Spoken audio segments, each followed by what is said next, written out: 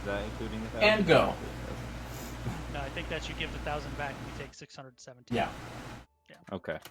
I know I picked some up. I can't remember how much. I'm trying It to. doesn't matter. Just delete what Well, you we have. had said we just got it all, and then when he gave us the total, I split it.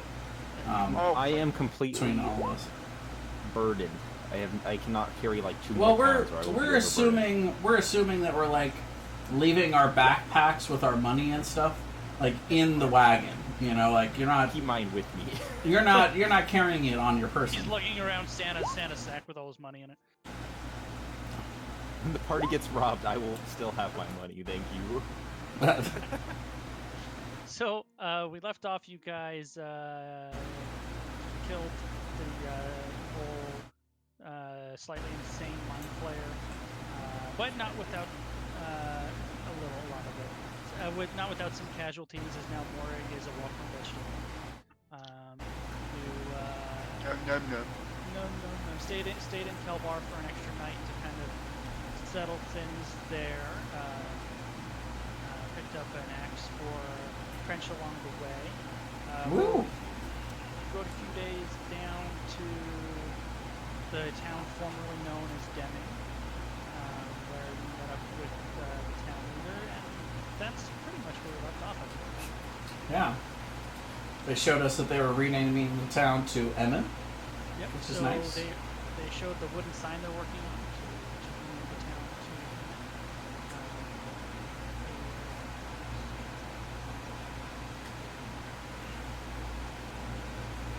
to. Now, would I know this, Goose? If I'm trying to use EP to buy stuff, like, do people accept that No, kind of they money? won't. Okay. No. So that's useless to us. It's useless to you in its current form. That's Sure. not to say it's not valuable. It's just not a tradable currency. Right. Does it have armor properties? Like, could it be used for armor, or is it like a soft? No, it's a soft ball. So we're gonna take a small time step backwards because we didn't talk about this before. But since Morik can't tell you what he wants to do with it, what did you guys do in Kelbar before you left with Morig's house and roof? I mean, I think a lot of that we would have left up to Corbin, I imagine. We've gone on his lead, and Corbin has a train going by, and I can't use push to talk right now because my Discord's being weak, so I'm just trying not to get you all assaulted by train sounds. That is a weird place for Corbin. yeah, okay. So usually I use push to talk, but for some reason it's not working with me today, so I'm just on normal. I don't know what Corbin would do with it. I'd probably leave it up to with Pillis and Hector and Paulus? so I'd probably leave it with them. Mm-hmm. So is he just going to lock it up and ask them to keep an eye on the place, basically? Yeah, pretty much. That's fair. So either Morig or Corbin, depending on who you trust Morig with his own and so in town, in Deming, now in the kind of town leader that has taken over is a woman named Ella, who introduces herself to you. She's in her 40s, fairly plain looking, kind of wears like fairly high quality traveler's clothes, but they're a little on the worn side. And she's pretty quick. And she wants you guys to stay the night. They want to basically give you a nice meal and not charge you for anything. Yeah. If you're so inclined. Sounds good. As you go back to Dragon's Breath Tavern, you notice there's a new sign. It's pretty brand new out front. It says Mitchie's Mug, Tavern and Inn. It has like a painting of an overflowing flagon of ale on the sign with like a big, like thick foamy head on top of the ale. And just generally the town seems a little bit revitalized. There's more people moving around before, because last time you rolled in it looked kind of ghost towny. So even in the week or so that you've been gone, there's a noticeable difference.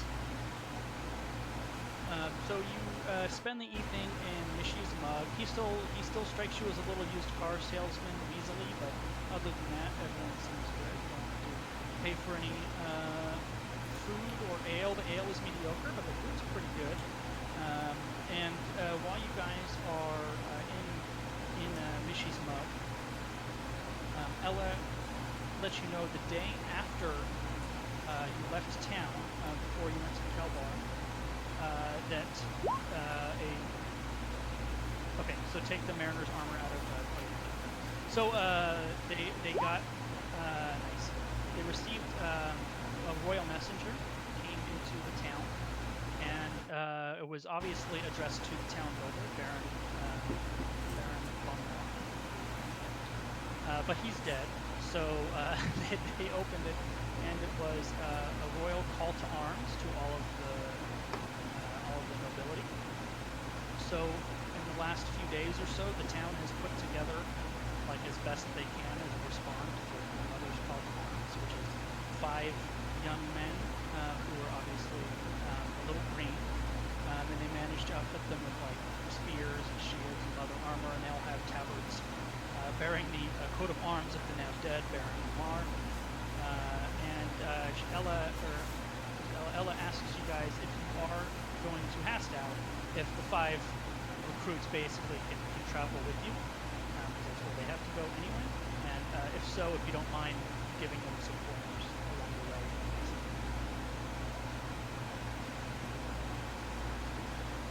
way. Well, what do you guys think? Yeah, I mean, we could use a couple of young apprentices. Doesn't seem like too much of a problem. We're not going directly to Hastow, but we're going certainly in that direction, so I don't see any reason we can't travel for most of the trek. All right. So, where are you going to before you go to Hastow? I mean, I think we're just heading straight for the Tor House, so it's, Well, it's more or less in the same direction. Hastow's on, We're probably going to go around a little bit again. One of the things that we'll definitely need to do is sit down and have a discussion with Corbin and kind of get him up to speed on, the Queen's request and how, we're not, particularly Lucius and I, and Merrick are not really wanting to be seen in Hastow because we're supposed to be on this mission. All right. So, you guys spend the evening at Michi's Mug, good food, mediocre ale, it's all free, so you probably drink a little bit too much, sleep in the next day. But unless you want to stay in town longer than the single day, you guys can off you go. They also show you, Ella does, they are working on a permanent stone headstone rather than the kind of temporary wood one that you guys kind of hurried with put up for Emma on the ground. Permanent memorial marker. And Very nice. before we leave, I asked about the orcs, the half-orcs that we encountered on our way here several weeks ago. The ones that would have had the Anteg armor. If they would know what tribe that was or how we can get in touch with them. Make an investigation check. So I'm Nice. learning my thing here, so I think I just picked that. Yep. Nope. Nobody seems to have any inkling. Okay. Yeah. So you guys get back on the road. It's about 2 weeks from Emmen to Hastow. So now is an excellent time if you want to catch Corbin up, by the way. Yeah, so we would have this discussion away from the 5 recruits. Yeah, so you can, Brandon can pull them off to the side and train them at night or whatever, and you guys can have this discussion. Which, by the way, I would also be spending most of the rest of the time getting them used to what a workout looks like. But not Emmon, but Corbin. no, sorry, Brennan also knows what that looks like because I'm the one who taught him how to do that. So, I mean, frankly, Anyway. any of you guys at 6th or 7th level, or 6th level, can teach these guys. yeah, but more specifically, I'm trying to show them what they would need to be like a level 1 fighter. Sure. Specifically. Corbin offers a lot of non-constructive criticism. He's just like, that's not how you do that. It's good. Well, while this is going, All right. Yes. Yes. Welcome back. Yeah. While they're doing the training, I'm back to seeing that these are people that I don't know.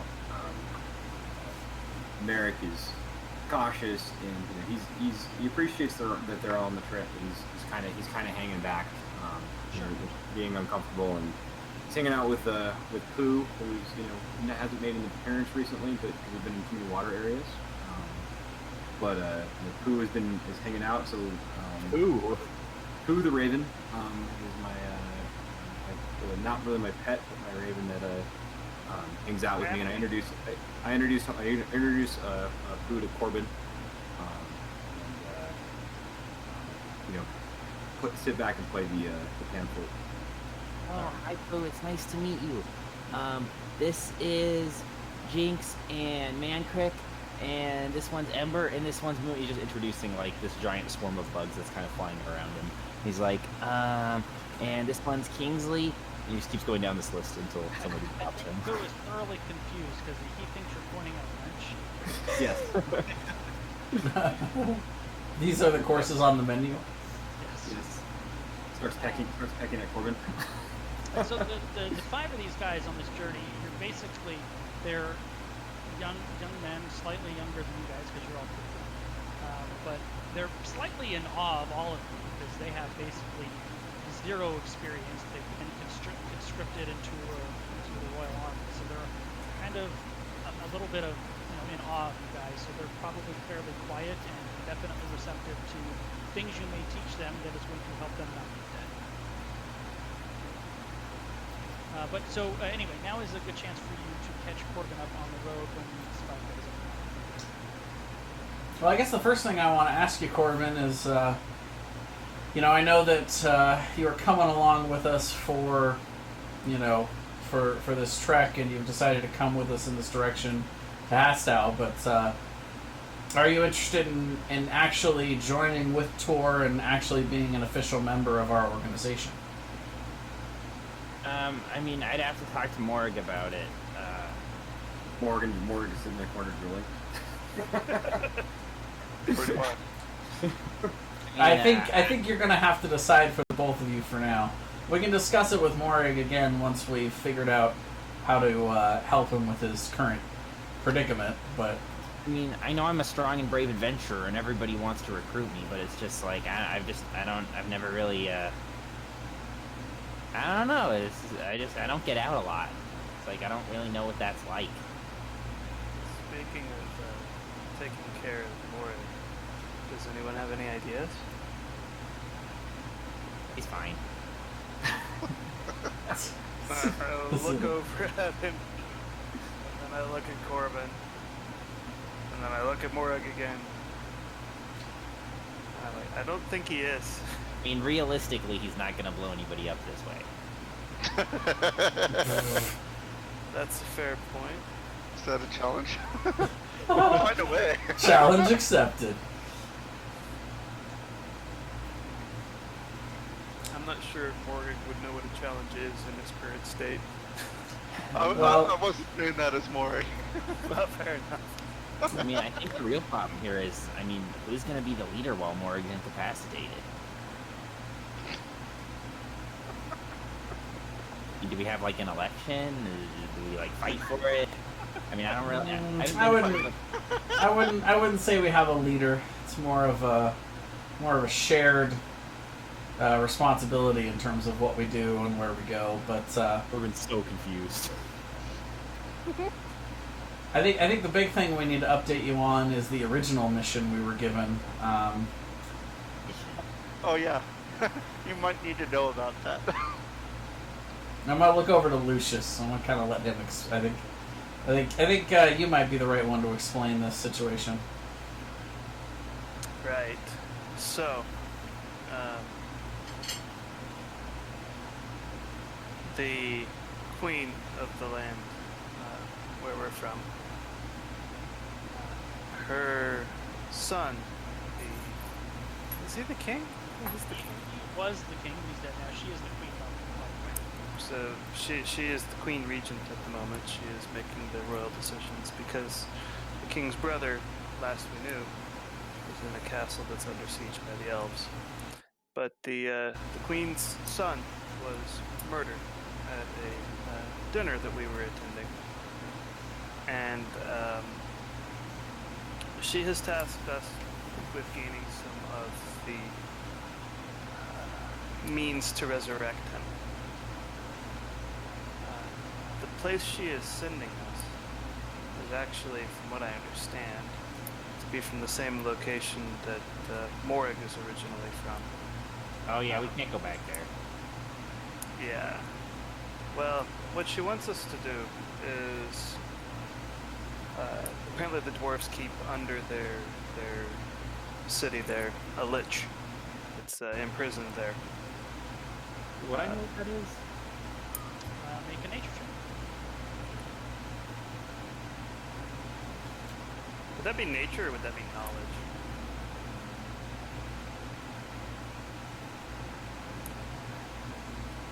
Or Religion?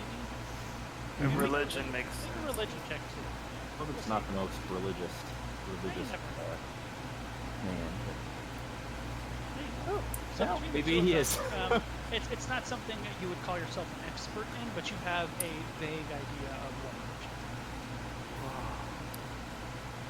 is. I mean, it would be safe to assume that at some point during my adventures with them, it would have came up where I'm from and what it's known for. Obviously, a lich being down there would have came up. Potentially, yeah. When we were So- given this mission, we weren't given a specific timeline other than the Queen telling us to essentially. I mean, I guess I could say she used the word "make haste," but they didn't give us a hard and fast timeline. But we're concerned with the idea of the original people that were there being seen in Hastow, especially by members of the royalty and the nobles. So we don't want it to look like we're not making a beeline there. So I kind of at this point, this noticing, as I said, I've been playing my pan flute and kind of listening to the conversation. Merrick kind of looks up and says, "Well, we are bringing adventurers back for the call, or warriors back for the call to arms. So we can. I'm thinking we may have some cover for the." Do we know what the call to arms is particularly about? But I think if it causes any trouble, we can play dumb.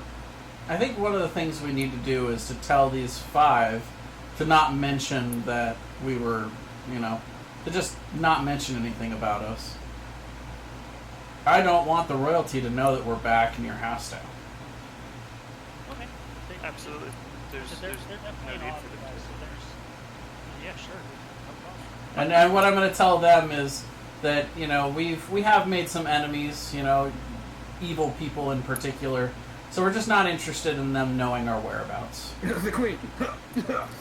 Yeah, well, no, we just don't want anyone to know our whereabouts because it makes us easier to target. That's another. This is what we're going to tell them. It's another thing that Lucius is going to tell Corbin is. I don't know how much you know about liches, but they are incredibly powerful and ancient beings. The Queen essentially sent us on a suicide mission. And a worthy opponent. So you guys are like secret agents? His eyes get really wide. Lucius just like sighs heavily. Rubs his forehead. Yeah, And I look at him and say exactly. Oh my god. 'Cause I mean, I always knew I was meant for something special, but this is... And he salutes, he's like, I will join you in your quest. That's good, because we're going to need your help in particular. We'll look over to the big pile of treasure and everything we have. One of the main things we need to do is try to unload this in Hastow without any of us original members being seen in Hastow. But No if problem. you're there, Right no one's going to bat an eyelash. Brendan could go with him too. Yep. You and Brennan. And Morrig. Uh, Kind of, uh, my 2 eyebrows kind of come down. But But also, you had mentioned an idea. Perhaps somebody in the nobility in Hastow might be able to help him. Morag? Mm-hmm. You It had may you not had said be- that it may be in your power at some point, but maybe there might be a maybe another priest of Almader who's a little bit more advanced who might know something. Well, or- you guys do know from being in Hastel before, there is the compound of Ilmater in the shantytown north of the city. That's where they were targeting the destitute before. and we can take Morag there without the worry of nobility seeing us, because they don't care about the shantytown. Right. So now you don't know this, of course, 100% for sure, Lucius. But your guess is due to the nature of that compound, it's probably unlikely they have somebody there who's able to do what you're looking to do. It's more of a poorhouse and an outreach soup kitchen type deal. But they might know where. They might. And they also might have something there. You just think it's probably not. But there is also, inside the city center, there is a temple to Palor, and there is also the Hall of Judgment, which was under construction, which is the temple to Tyr. So there are 3 different religious institutions in Haskell. So it's possible we'll be able to get Morag to help me there. And Lucius will look back over at Morag, because it doesn't look like he's coming out of that anytime soon. How many days does it? I mean, when he gets, doo-doo-doo fixed, are we gonna, talk about the fact that he just, blew those people up? 'Cause I feel like no one's talking about that. Well, Do you think he did it on? Probably. Do you think he did it on purpose?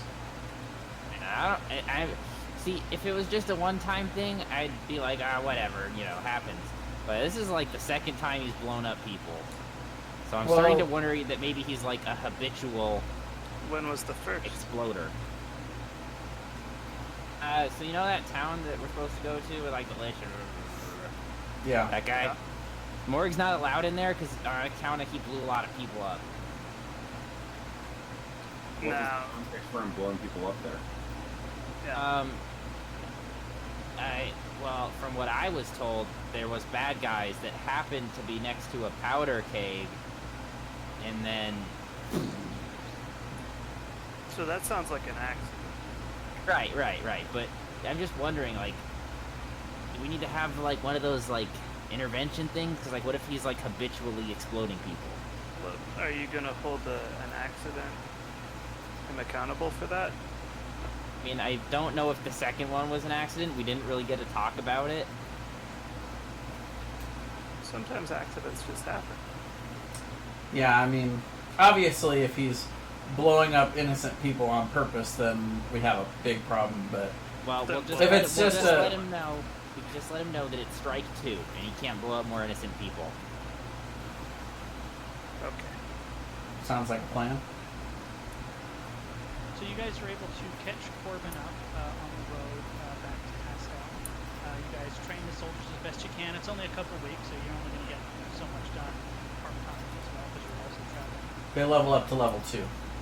Good. while we're on the road, that other mercenary company, Which one? the ones that went to the south after the Griffin Feather. Okay, that would be Otto's company, the one with Nora. Yeah. I am going to use sending a message to Nora. Well, she wasn't going with them, right? No, she wasn't. Oh my god. Okay. What are we laughing at? Nothing. Nothing. Nothing.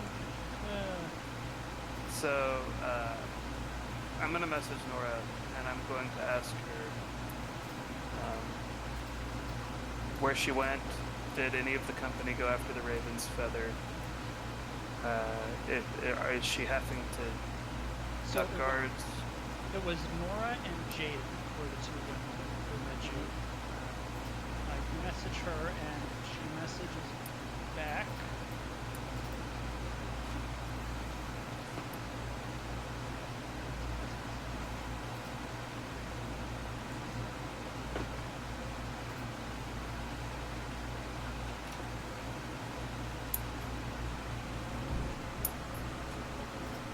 Oh, you guys can hear that. You know what's funny, Grendel? It's funny you asked this. I actually had a note about them with this and then crossed it off because I thought it was superfluous, but now that's actually like it's like I predicted you were going to ask this. Count on me to dig up old shit that you're not prepared for. Right? Well, what's funny, I just was, but then so I'm actually reading through my crossed out notes. You're like, I won't need that. Yeah, exactly right. Nora whispers back that her and Jaden skipped out on the mission. They left that morning without going back. It was Otto's company was the name, and they are now settling in Marasa, which is a large city down. It's one of the kingdoms of Leona. Leona is the area to the south of Molande, where it's a number of small kingdoms rather than Like elector counts type shit. kind of like Spain before it was unified.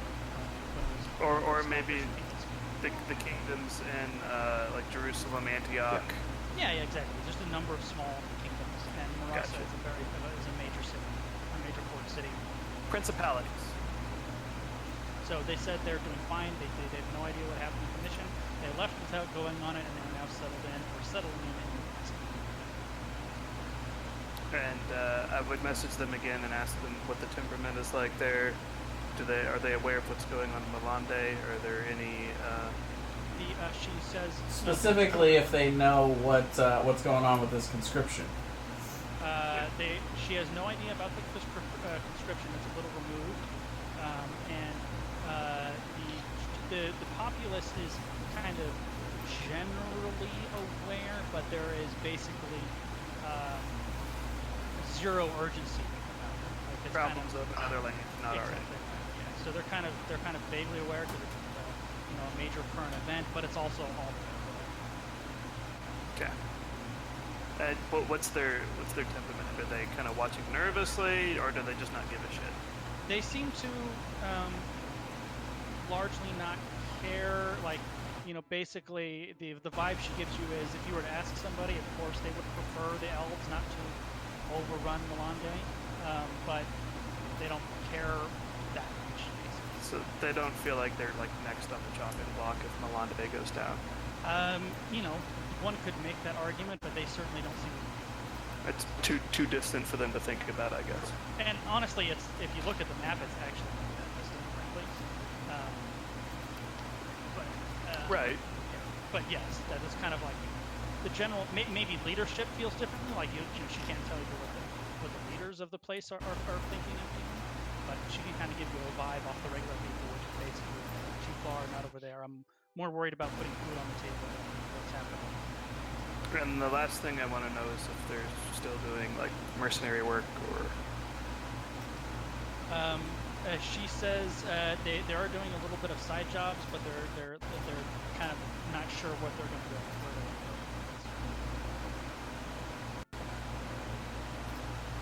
to go. Okay, well, I'll let them know that if they need work, we might have the spot if they want to come back north. But if not, then no worries.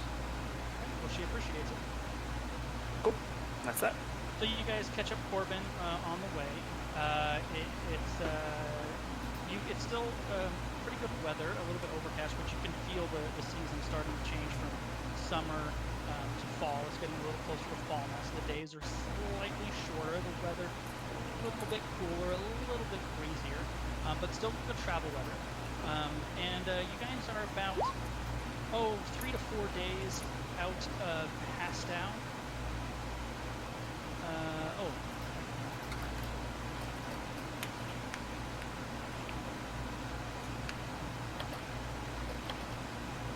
You guys are about 3 to 4 days out of Hastow. You see on the horizon, it looks like a half dozen or so small mounts with riders. Coming down the road. Small mounts with riders, yeah, and they're going opposite. So you are going in the road that leads into Hastow. They're headed towards us. Out to Hastow. So you guys are going Are they riding aggressively, or are they just kind of riding? No, they're just kind of trotting. We're near a city, so it's not. I mean, can we see Hastow at this point? No, you're like 3 to 4 days. 3 or 4. Okay, I'm sorry.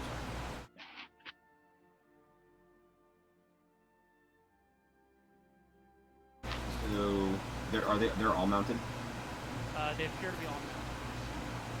Can we tell what they're mounted on? Not at this distance if you were to wait.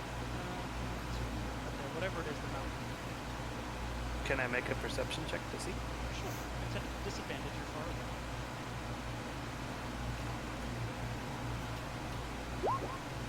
Oh, okay. They I appear win. to be, you do win. They appear to be large dogs. Large dogs. Interesting. Okay. I assume that Lucius has explained this to us, and I say, can you tell what's riding on the dog? Can I tell what's riding on the dog? A small humanoid, so halflings and gnomes, you would assume. Oh, I wonder if these are your muffin buddies. Is the skin green? Skin is not. Okay. I will convey as much.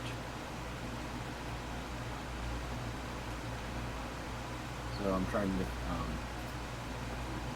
What was the guy's name that I was looking for? The one you're talking about, the two of the names that you know is Merritt and Wilner. Merritt was the leader, Wilner was the talker. Yeah, Wilner's the one that I have to get the muffins here. That's not my best friend. The Mastiffs. Correct. Oh, right. They did ride mastiffs. So given that information, and given that I believe that Wilner and I are still good buddies,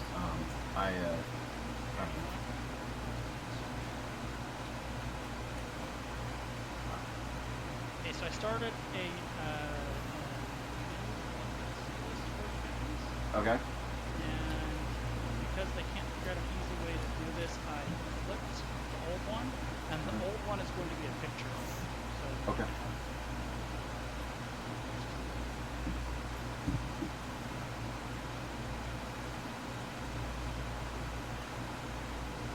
try that.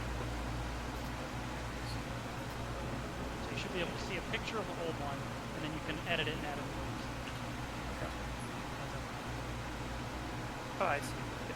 Yep. All right. So Carly's there, and we need to add Wilner. That was apparently they never made any old notes at all.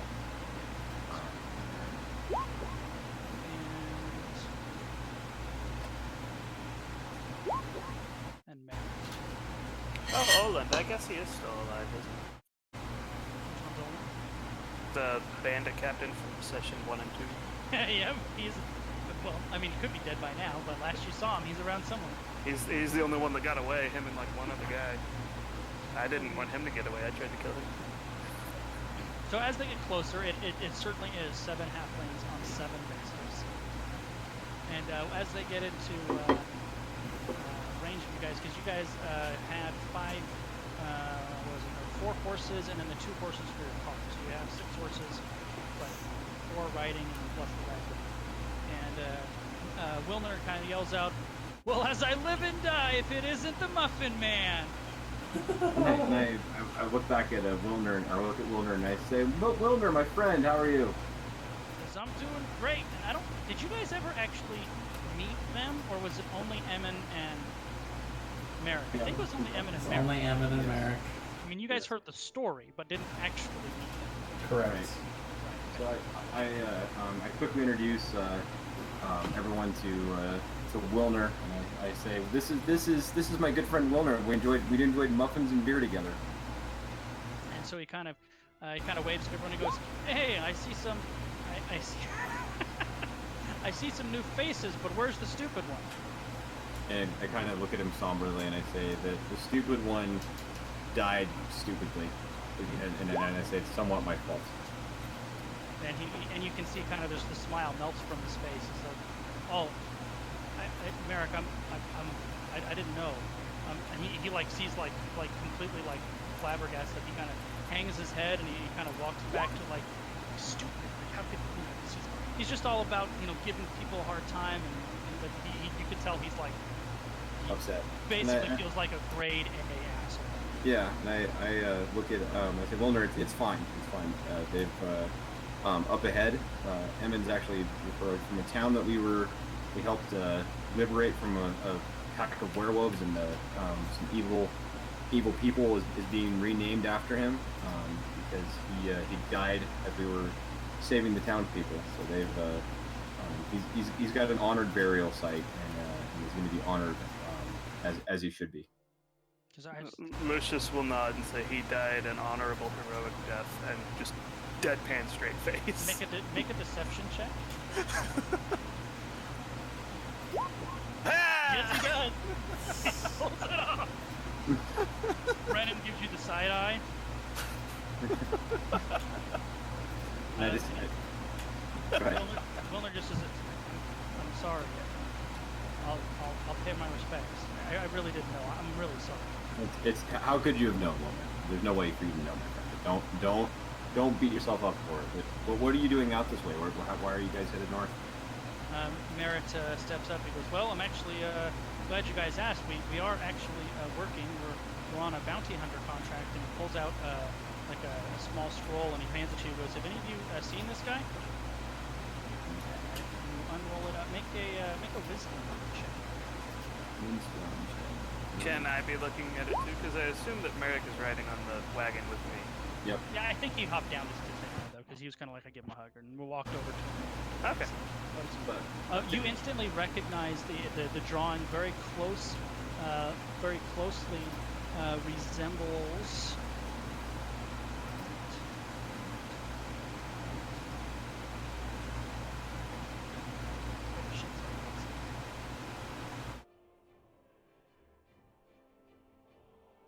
Well, I don't have it, but in Dragon's Breath Tavern, the drunk dwarf that kept getting into it with the waitstaff who you saved from the werewolves and then he threw money at you and left. Aha. The drawing looks like that dwarf. I look at it and I look up at Merritt and I say, "Are you guys? Is it dead or alive, or are you bringing him back? What's your plan here?" Well, they always prefer alive, but you know, if he fights back, I'm not going to put my boys in trouble.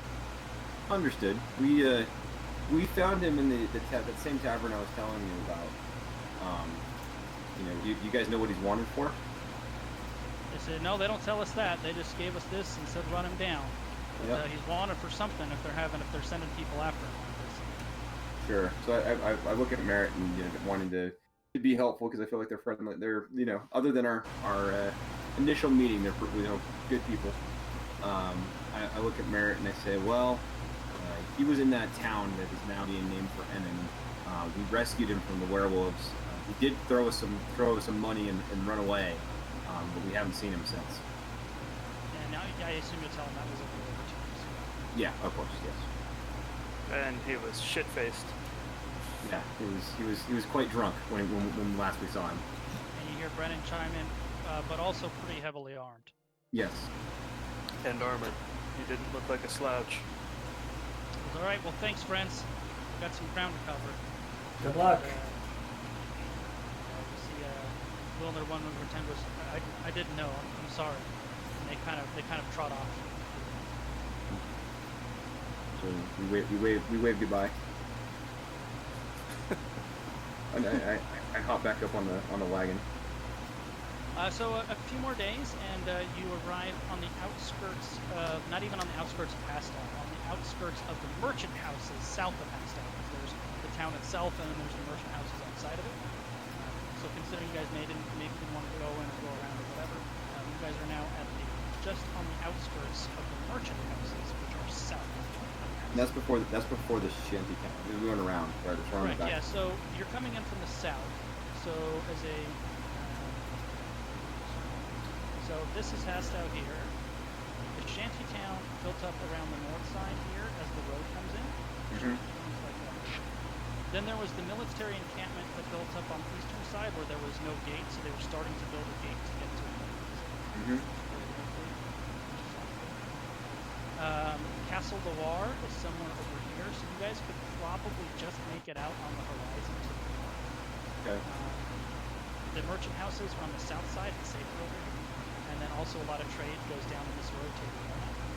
The road will split off this way, and you guys will be coming down this road like this. So you're somewhere there. So yeah, we would have tried to take it wide. But yeah. Well, I mean, we can do that. There's nothing to say. Right. The road does lead directly into it. So if you guys, the easiest way to go with wide would be something like this. because Latour is over.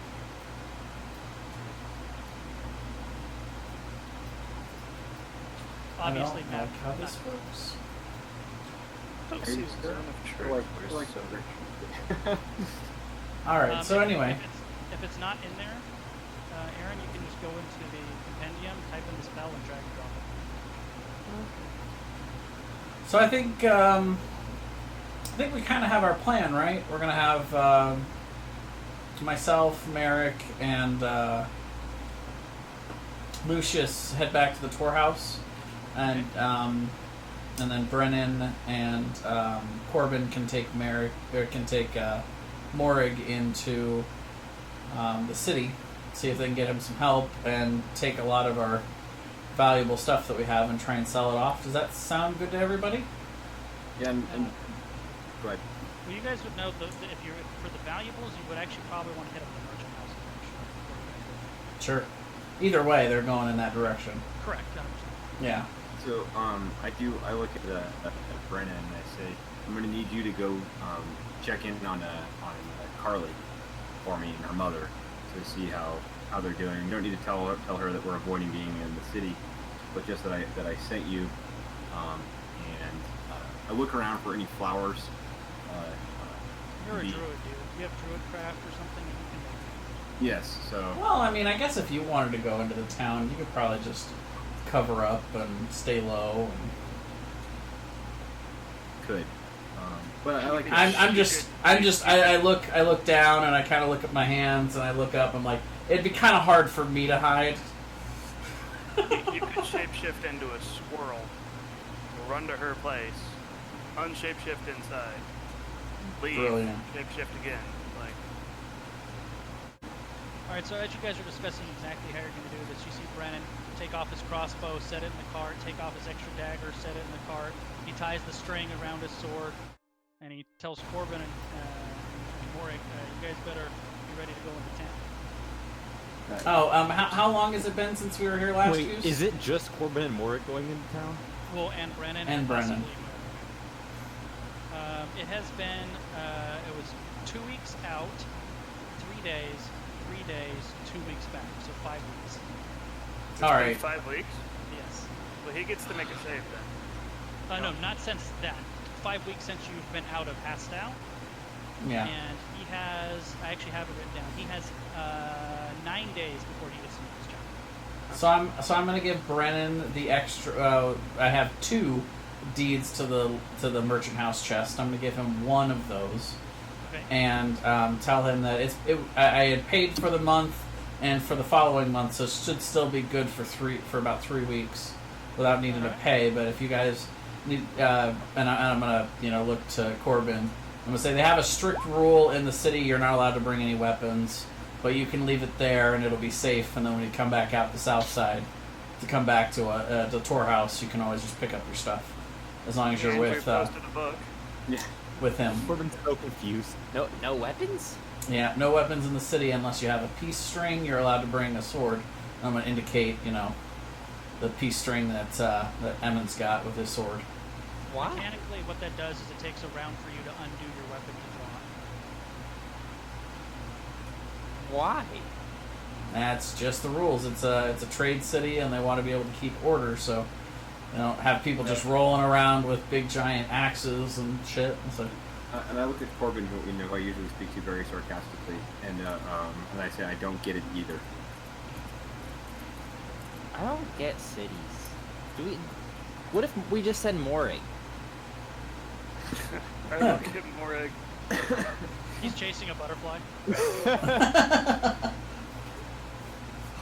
don't So think I have that's to gonna put- work. I have to put a string on my sword?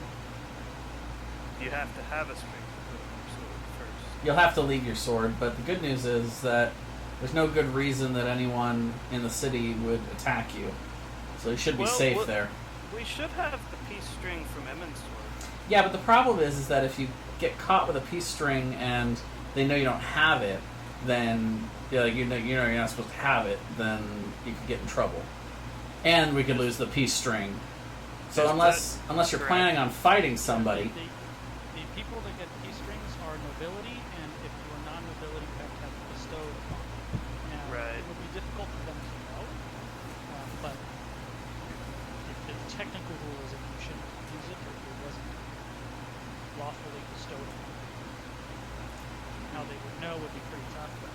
Yeah.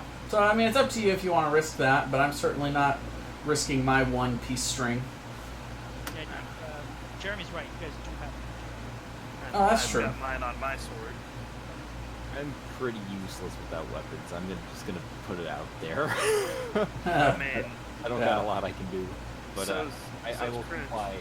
I will comply if the And by the way, it's also worth noting that in these kinds of cities and generally in the humans, they don't like non-approved uses of magic. So I would keep that to yourself while you're in the city. I know it won't be a problem for Morig, but if you do snap him out of this, you might want to tell him that quickly. And Brennan turns to you and says, "Don't cast. We'll cut off your tongue." Basically, just follow Brennan's lead. He knows what's up. He says, so exactly what am I doing? I'm trying to find a buyer for this electrum. I am turning in the contract at the registry, and Well, do we want to see if we can get more contracts from the registry? sure, whatever you need me to do. I mean, it's more of a question for the group. Like, what this is kind of our moment of, okay, well, what are we going to do after we leave here? So I look at Brennan and I say, look, I decide. Merrick decides that he's going to go into the city. Okay. So you guys are gonna have to take the cart with you because you're going to pile all the crap in. Yep. Sure. So Lucius and I then are just if Lucius wants to go again, you can probably go there subtly. Down a little bit too, I think. Okay. Lucius has like white hair, amber eyes, and wears all black. Yeah, but all of that can be covered by a deep cloak. You know, it's like He's also from a noble family. Oh, Lucius? Yeah. He is, kind of. All right. So who's going? Who's going into town? Who's going around town? Lucius is intending to take Morig and whoever else wants to go to the Illuminator compound. Okay. Outside so you guys of could town. certainly go. You could go around. So you'll have maybe Corbin and Brennan go in town, and then everyone else go around town. I think I am going to the tour house. I You're don't think. just gonna go straight to the house. Yeah, I mean, I'm not. Again, if I'm seen there, it's a dead giveaway. So I'm not going anywhere near the city. All right. So first thing, so as you guys, so this is for Corbin and Brennan and Merrick. Yep. So you guys have the cart. You're heading on the road to town, and right, see where my awesome map is there. The two roads from the south to Leona joins up with the road that you guys are coming in on. Yeah. Just behind you, so coming up on this road here, is looks like a small military unit of some kind, maybe about 30, marching up from there toward Hassan. And we Pause still for 1 second. we still- Lucius would have also brought up that we need to find out what this call to arms is about, Sure. and would have tasked Merrick, Brennan, Corbin. Besides, I think. Are we sure we want? I mean, just for Corbin's sake, are we sure that he wants to go in the city, or does he want to go with Lucius and Morig to try and see if they can get him healed? If you guys are splitting that group. Yeah. I mean, I don't know. I don't go into cities a lot, but I could try. And he just kind of looks around. He kind of pulls the jacket over himself. He's like, "Be quiet, guys." And you hear like bzzz under his clothes. I'll say, Corbin, come with me. Yeah, I was gonna say, I was like, literally, I'm gonna point at Lucius. Like, I'm not even gonna say, I'm just pointing at Lucius. Like, he's not even saying anything else. Okay, so you guys, so this is for Brennan and Merrick. It's a small company, about 30-ish of infantry that's marching coming up there behind you. You're in front of them. They're not going to slow you down, but they are marching on the road toward Hasdown. Do we have the five guys with us? They're when they get into town, they'll break off. So they would be. So they're coming with Brendan and I. Yes, because they're going into town. Okay. So we're riding along. So we're just, so these people are just catching up to us. Okay, so you go to the merchant houses, and for the sake of expediency, I have your party inventory. Yep, obviously, you're going to try to get rid of the Electrum for spendable currency. Yes. But what else in the party inventory are you trying to get rid of? Paintings. Brennan also says you guys have a painter who knows people back in the poorhouse. That's fair. You have Voldurier, former royal painter.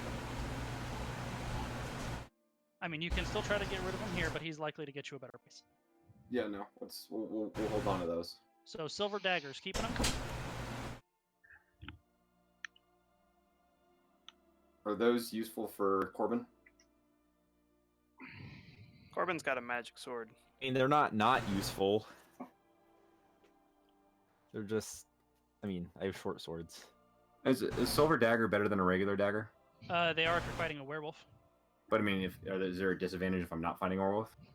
No, they're essentially exactly the same thing, but there are creatures that have damage resistance with weapons and silver. Or So I would- magical. Or magic. So my point is that I guess I would just replace my dagger with the silver dagger. Sure. So you could do that. So are you going to try to sell your other dagger? Yeah. So I'm keeping a little list here. Basically, we're probably not going to do the math now. Right. So you're going to get rid of the other silver dagger? I'm gonna keep the other silver dagger for Corbin. If there's no disadvantage, I don't see why we wouldn't use the silver dagger. Okay, Corbin, add a silver dagger here. Will do. Are you going to try to get rid of the black pearls? Oh. Lucius would have said, maybe we keep those for now. Okay. You have 3 potions of healing. I assume you guys want to keep. Yep. You have Keaton's ointment, which I assume you want to keep. Yep. Which we should distribute to people, by the way. Correct, you should. The rapier, short sword, another dagger, a short bow, studded leather. Keep any of it, get rid of any of it. You could stock the Tor house. You guys Yep. don't want to have weapons. I'm taking it Yeah. to the Tor house with me. Yeah, and we would have sent all that stuff with. So here's what I'm going to do then. So silver daggers, somebody put those in their inventory, right? Silver daggers are on my inventory, yeah. And I Are you have going to try to sell the silver hairbrush? Sure. We don't need it for anything, so. I'm gonna throw 10 GP in the party thing. I'm gonna give it to Nice. my lady. Aww. Okay, so 10 gold pieces. Painting. You guys are keeping the pearls. I have a little running list, so if you guys see stuff being deleted, it's not going away.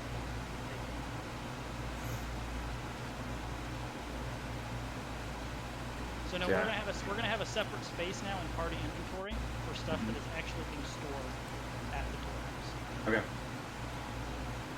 Rapier, short sword, 2 daggers. Okay, you have 125 gold pieces worth of miscellaneous trinkets. You want to sell that? Yep. Does anybody have the grand total of electrum? There's 617 apiece. And then half that for Brennan. But I don't remember what the total was, but I can Did, figure that did out. Corbin just shank someone with his dagger and crit them? So, It was an accident. I'm sorry. I didn't mean to do that. Oh, so sorry, don't buddy. worry about adjusting. I'll work it out. So the pearls you want to keep, the paintings you're going to give to Durrier. It would be like 3,393 electrum. So I'm going to move the paintings to the Torhouse for Durrier's group. Well, no, weren't we going to sell the paintings? No, We're going to give them to Durrier to sell them for you. Oh, okay. That's his. You're right. That makes sense. Sorry, I had to go AFK for that. So then, how do we want to distribute the potions? Let's do that right now while we're in here.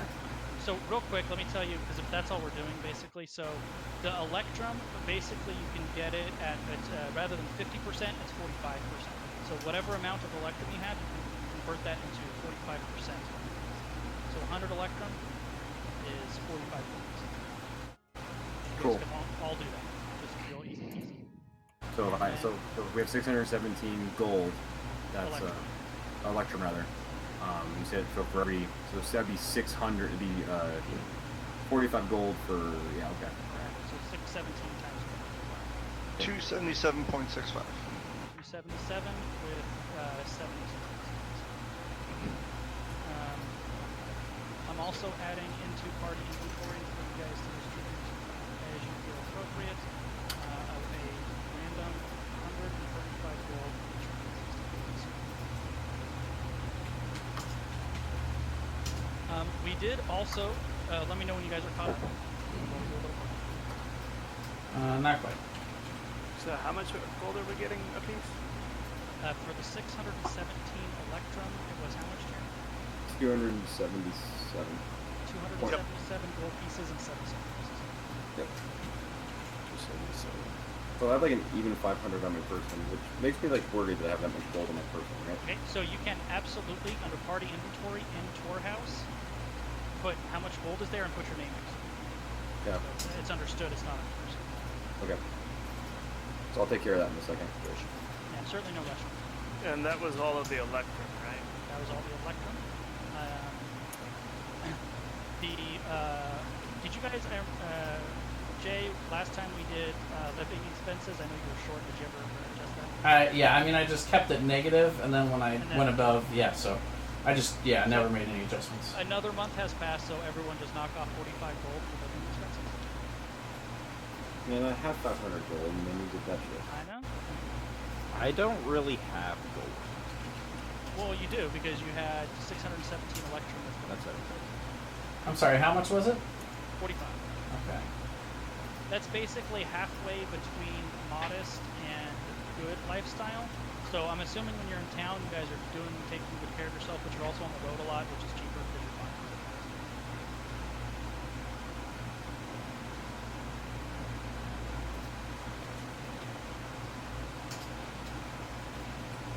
All right. So those 5 soldiers do split off and they go toward the military encampment. Those 30 soldiers also, you notice, that were on the road behind you, go to the military encampment. They don't go actually inside the city, they march outside to the military. Do we notice, recognize their markings? Like, do I... Make a history check. And I would look at Brennan and ask him, like, I'm doing my own history check, but I would ask Brennan, I'd be like, I don't know these people. Have Brennan make a history check. Yeah. A 1 and a 20. No. Okay, well, Brennan says, he says, oh yeah, they're clearly from Leona. I don't know anything about them, but you can tell their skin complexion's a little darker, it's a little more Mediterranean. So they're from the south. They're from the south. Interesting. And Brennan, do you know anyone from Leona? No, I've never been down there. First time I really went out of Hastow was with you guys. And as you guys are chatting, you're kind of going through all the crap in the back of the wagon. Mm-hmm. And he holds up those 2 scale hides. He says, what are we doing with these? The scale of the, I say we're looking for a blacksmith that can make that into armor for us. Throws it back in the wagon. So you guys are done at the merchant. Oh, the other thing is the merchant leader, or the merchant house like clerk, where you guys have your storage, said that Brand came by and set it up so the Tour House pays for it. So you guys don't pay. Cool. That's excellent. And then, while he's there, I asked him this: did you know of a skilled blacksmith that could work with blacksmith or I don't know what the right word is. Armorsmith. For that could work with dragon scale. Well, I don't know if he works with dragon scale specifically. He says, but old Telhorn, he's about midtown in the center city. He's a really good blacksmith, but if he doesn't do it himself, I'm sure that he could refer you. What's his name again? Telhorn. I thank him.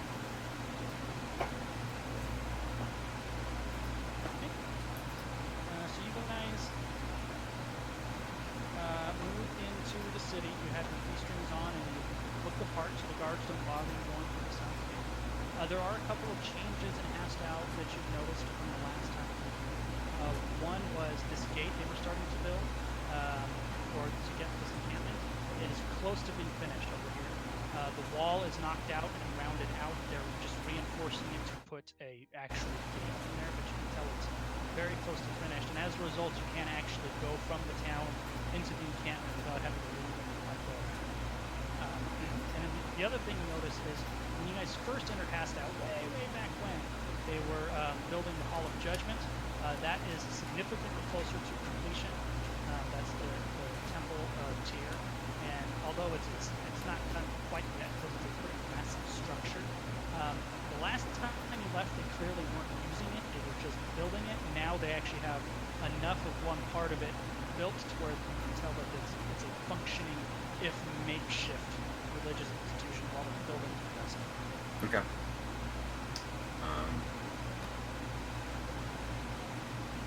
Where to? Well, let's go ahead and I look at Brendan and I say, Brendan, we're going to need some sweet treats, and this is the only place I've been able to get them in 5 weeks. He smirks and he goes, "How did I know that was going to be the first stop?" What day of the week? What day of the week is it? I will let you know. Well, yeah, that's right, because Jay knows her work schedule. Yes, damn right Jay does. He's the best wingman ever. It is a Saturday. And I look at Brendan and I was like, Oh no, I lied. It's a Friday. Oh, no sweet treats today. It's her day off. She's off on Saturdays. I thought she was off on Fridays. I think it was Friday and Saturday. It's 100% she was off on Fridays. You look in there, it says doesn't work on Saturdays under the NPC thing. Oh. Look at the power of notes. So it is a Friday. So I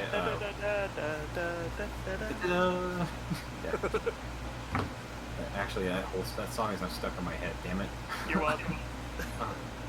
So he pulls up out in front of the shop, and he's like, "Do you want me just to drop you off? I'll go check the registry. Or do you want me to wait for you?" I said, well, you can come in if you'd like, Brennan. You tell me, Mark. You want me to come in? And Merrick gets awkward, and obviously shy. He goes, We have a lot to do. I'll just go ahead and go to the registry. I'll Yeah. see you later, bud. yeah, thanks, Brennan. And so I hop down and I've got the silver brush in my hand.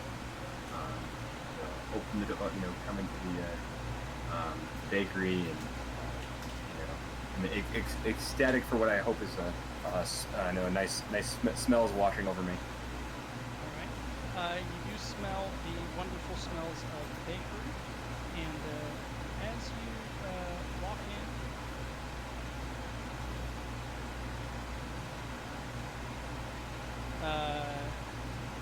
you see actually a man behind the counter. He has kind of like blonde hair pulled into a ponytail. He's got like a smock, like a baker's smock in front that's dusty, and he smiles warmly at you. There's a couple other customers in there, and he's like, "Hey, friend, how can I help you?" And I say, well, hello, but I'm looking for Carly.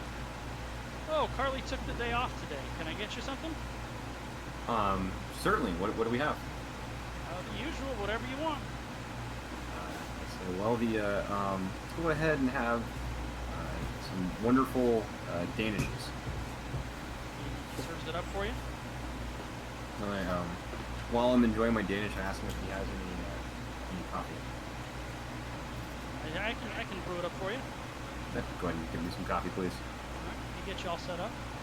So I say, friend, what's your name? I'm only used to Carly and her mom being here. He goes, "Oh, you must have been out of town for a while. I'm Kristen, Carly's new assistant. But poor Gwendolyn, she passed. Oh, it must have been about 2 weeks ago now, maybe 3. Oh, that's too bad. She finally succumbed to her sickness. Yeah, she went quietly in her sleep. Thankfully, it was very peaceful. That's good. Appreciate hearing that. So, how long have you been doing assistantship for Carly? Oh, she decided she wanted to bring somebody in just after her mom passed. I think she wanted to take a little more time for herself. Oh, so where is she today? I have no idea. She'll be in Sunday though. So she's not upstairs working at home. She could be. Oh, okay. I say, well, as I finish my coffee and my Danish, I say, well, thank you, friend. I'm gonna see if Carly's at home. It's okay. You go up the stairs to her place, knock on her door, and after a few minutes, she kind of like gives you a hug and kind of straightens out her hair and brings you in, and it's the same apartment for the small flights, simple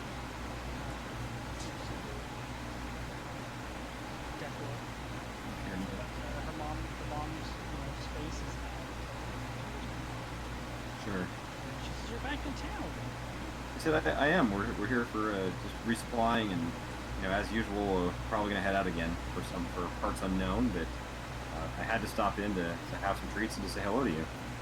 Oh, well, I appreciate it. Yeah, hopefully we can catch a meal when you're in town. You caught me just to kind of on my day off, and you kind of see her like rubbing her eyes a little bit. So are you tired? No, just my mother passed, and I'm still trying to deal with it. It's a little easier every day, but it's still tough. I apologize and just try to comfort her a little bit, empathize with the situation.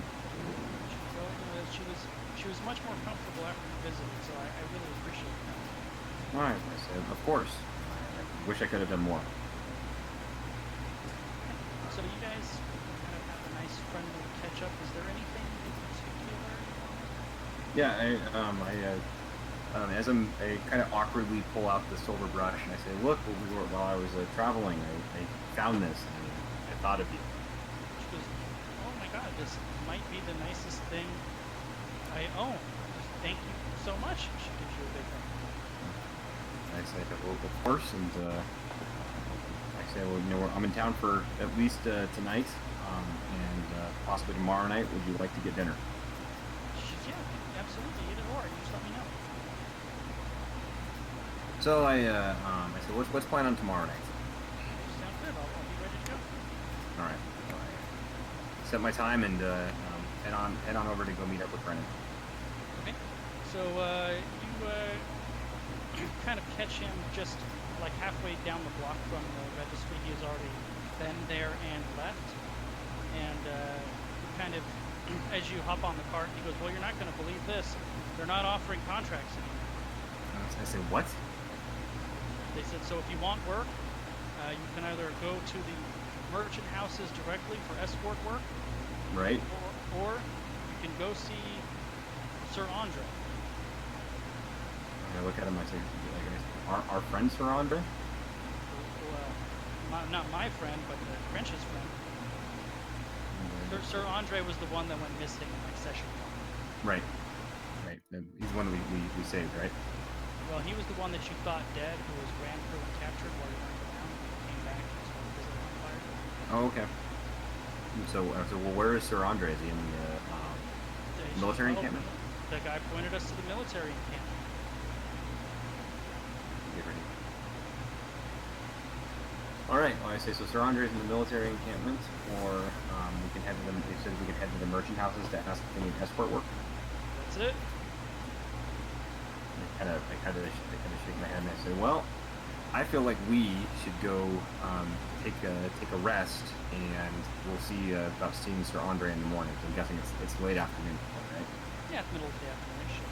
Yeah. So I suggested Brennan, is there anything else you want to do in town here? Well, you want to hit up a blacksmith while we're here?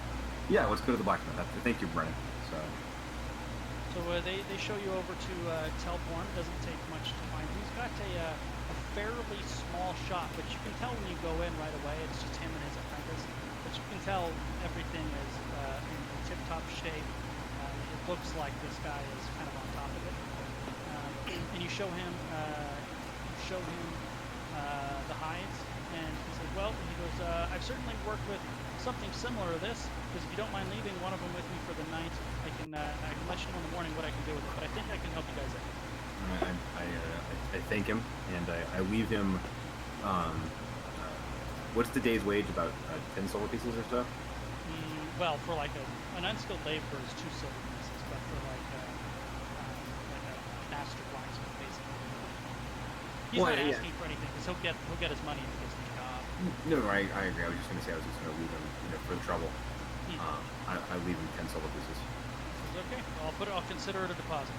Thank you. Okay, so you guys going to go to your usual spot, Pool in the Cup? Yes, I take Brennan to Pool in the Cup and greet the innkeeper when we get there. All right, guys will be settled in for the night. Let's go ahead and phase over to Lucius and Morig and Corbin. Well, you guys. While you do that, I'm going to step away to say goodnight. So you guys work your way around the southern part of the city and into the shanty town, which, if possible, is a little bit larger and a little bit more despondent than before.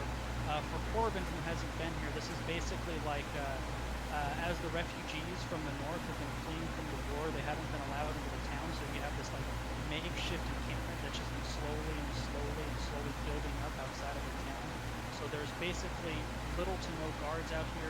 Most of the people are starving. There's no medical care. It's like cobbles and tents, and it's just completely makeshift mud and the smell of just waste and excrement. It's just a total depressing.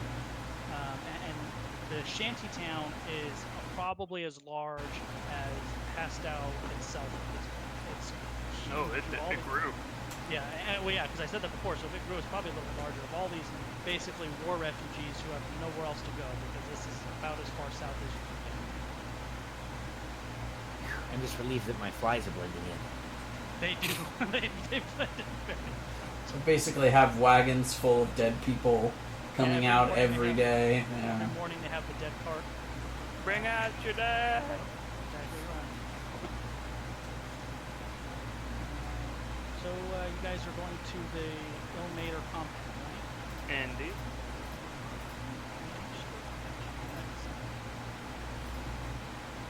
I've gone there before. I don't know if I've met it. Okay. Gone there. This is why I keep my notes on a spreadsheet, so I can control mine. So you guys work your way in, and after a few minutes, and if possible, the staff seems more overworked before. They've still got the big kettles, and they're trying to give out soup and bread, but there's not enough bed. Now they have some people kind of set up with cots on the floor as best they can for medical care. And it takes you a few minutes, but you recognize the priest Alcorn, who was the guy who was doing the burial party north of the town, that part. Burial party. Woo! Yeah. And he kind of recognizes you, and he's like, "Oh, Lucian, was it?" Lucius. Lucius, yes. Says you're coming to help us out. We could use the help. Well, I'm certainly be happy to do so. However, I actually came here seeking your help potentially. This is okay. He's kind of on a stool, like next to a cot, treating somebody's wound. As you say, he's like, "Well, what can I do for you?" Our friend here, and he gestures to Morig, didn't always used to drool down his lip uncontrollably, and his eyes seem to be a bit brighter. I think something has been done to his mind. And I'm wondering if maybe you might be able to help us get that corrected for him. He kind of wraps up what he's doing, and he takes a look. He goes, "Well, what happened?" He kind of Morig, this human kind of comes over, and he's kind of looking you in the eyes, and like waving in front of you, trying to get a feel for you, basically. We found a creature that appeared to do something magical that damaged his mind.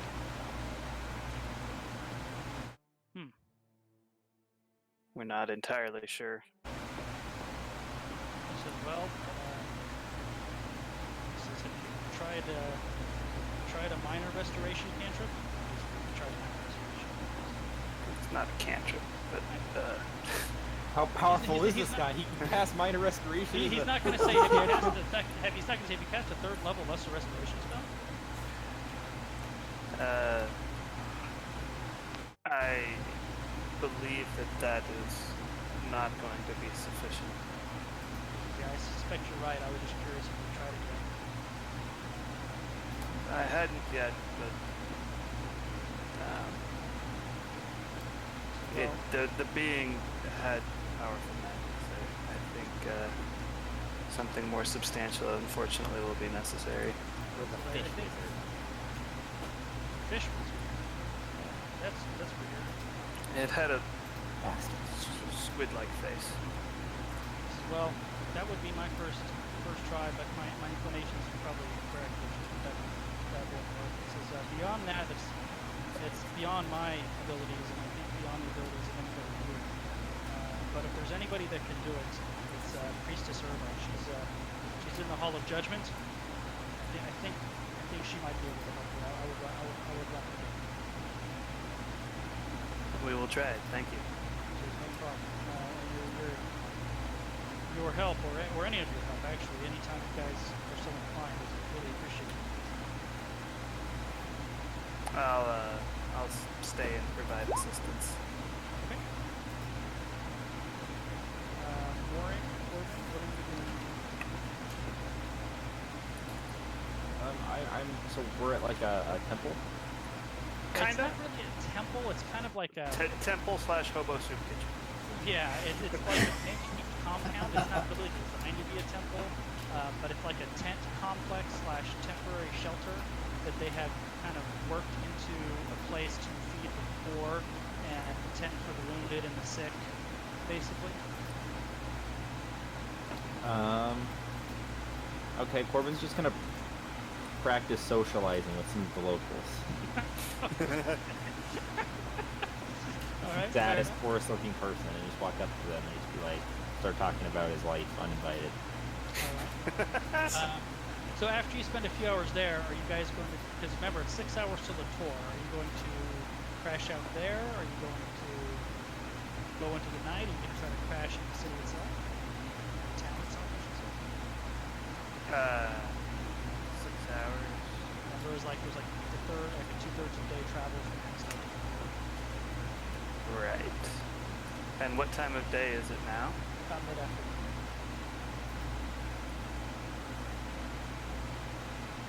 It's mid-afternoon and we have 6 hours. We could make it back to the tour.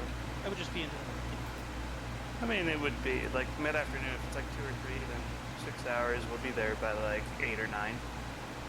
You're okay with that? Is that the best plan? That's not into the night. It's into the day. So is that the It plan? Then? depends on the time of year. Is it summer? It's summer turning into fall. 8 o'clock is not dark yet. So is that the plan? Lucius will probably actually spend the night in the compound. But if the others want to go, then... Well, I mean, Corbin and Rory have never been. And Corbin also has healing ability. Corbin also does have one, so you could certainly help.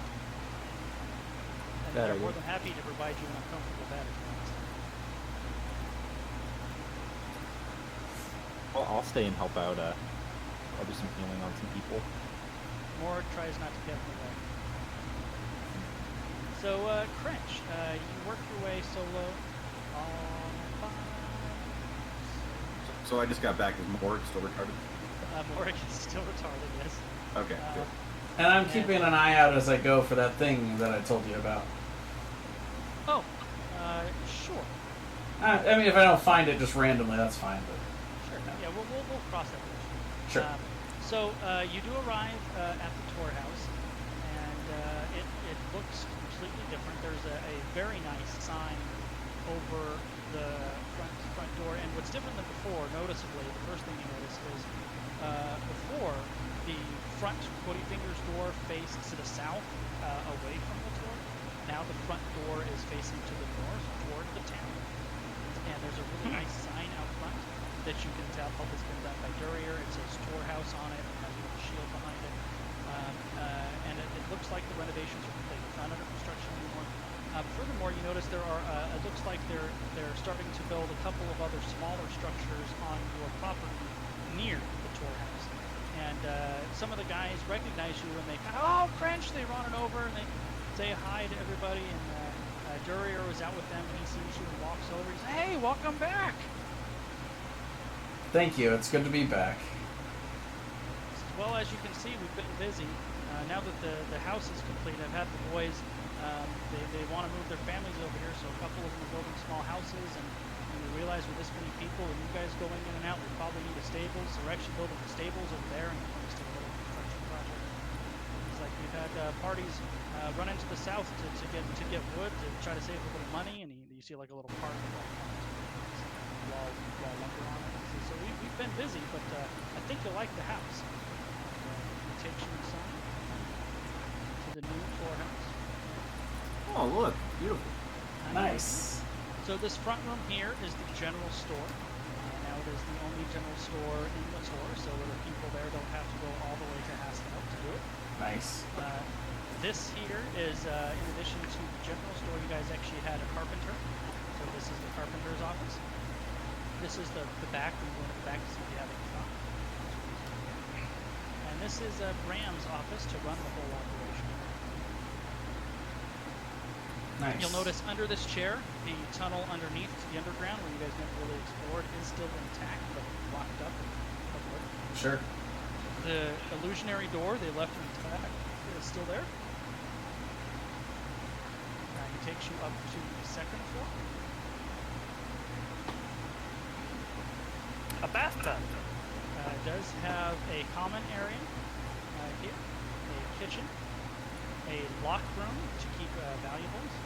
There are 4 large bedrooms and 2 small bedrooms. These 2 small ones, Graham and Dury have been staying in, but of course it's your house. You want them to move elsewhere. It's your place. There's also a privy with a bath and a toilet. In addition, on the first floor, there are also 2 outhouses as well. So there you go. That is your guys' new and revised tours. Nice. Okay, anything else, or we're gonna fast forward to the next day? Fast forward. Fast forward, okay. Day 2, what is the Morig party going to do? Morig and Corbin and Lucius.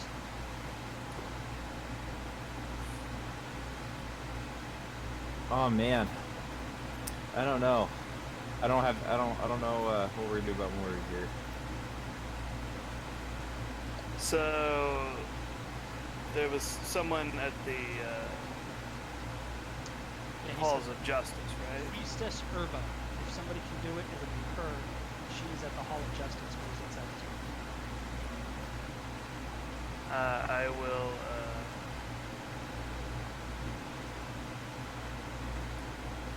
say to Corbin. He said inside the town, at the Hall of Justice. I guess we should try there. You coming? I mean, yeah. I mean, I'm not just gonna hang out here. Plus, Okay, I don't let's think go. I don't think I've ever met a priestess. And I'll look at the mini priestesses in the. There aren't many priestesses. There's some. There's got to There's be a couple, a handful, maybe 1 or 2.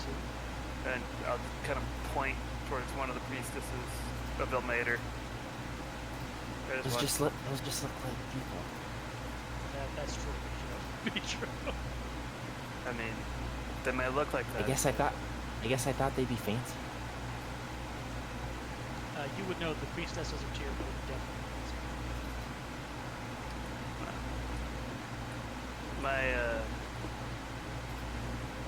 My faith is a more humble one than Tyr's.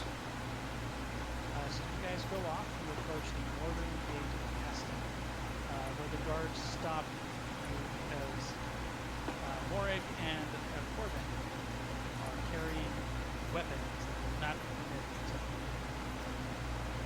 And actually, your glaive is not tied up. My glaive has been staying on the guard. Oh, there you go. So you've got your sword, easily. But Corbin armed to the teeth, and Morig slightly less. Those weapons, they definitely won't let you with. I'll eventually give in, but Corbin's again just gonna be not like defiant, but just so confused, just like why? They get exactly. He's never really been somewhere where weapons weren't allowed. That's just the way it is. And then they have like a little storeroom where you can basically check them if you want.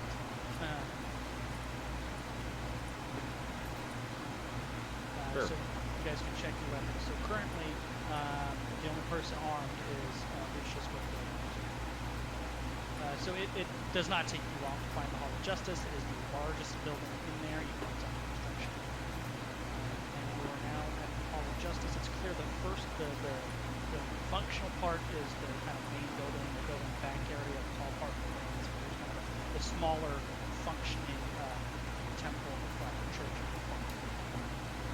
You're gonna have to remind me the name of the lady again. Irva. Actually, it's in Irva. chat. Oh, it's in the chat. Okay. And I'll come in to like find whoever looks like they Yeah. So belong. you walk in. There doesn't seem to be any like regular 40 finger people in there. There's some like workers, and it looks like to be somebody who's like maybe a worker supervisor, talking with a woman in the blue and silver robes tier, who is clearly in charge. She's pointing people. Seems very busy, kind of flying all over the place. I will approach but stand 10 feet back in her periphery and wait for her to finish talking. So she does that, and you can see her when she's kind of notices the three of you. She basically kind of visually dismisses the two of them, but actually notices you. And after she dismisses the supervisor, she says, "Yes." Hello. You're Irva, I take it. She says, "No, I'm not. Irva is away for the day. My apologies. Might I have your I'm Priestess Sevek." Sabek?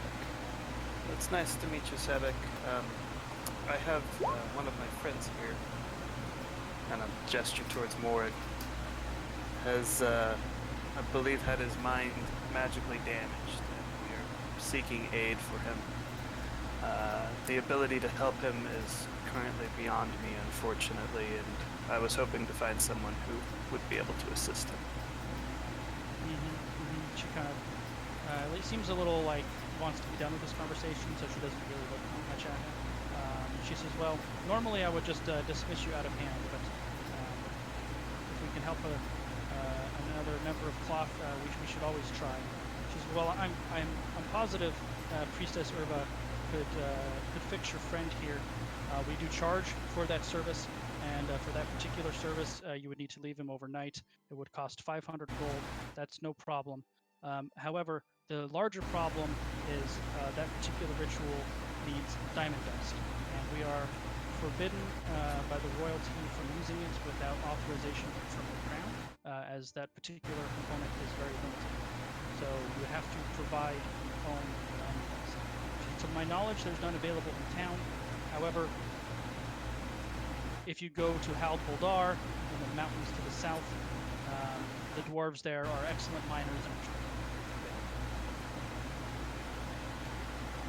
Very well. Thank you. And turn and leave. With, she does the same. She very with quickly like the same level of coldness she's been giving to me, I will return. All right. These are kind of mean. I'll turn to Corbin and say, "Come now, I'm not that mean, am I?" Let's get out of here. Where are you guys off to? Lucius will kind of give a sour expression at Corbin.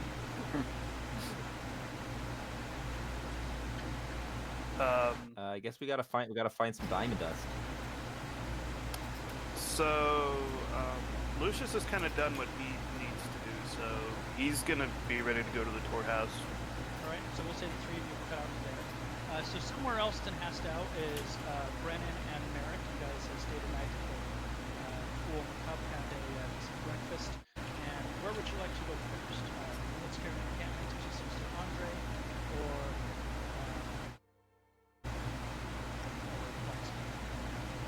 We're going to go ahead and head to the blacksmith. you get there, and he says, "Hey, friend. So I was able to take a look, and I think I can help you." So he kind of hands over like a scroll. He says, "This is what I can do for you. Let me know what you."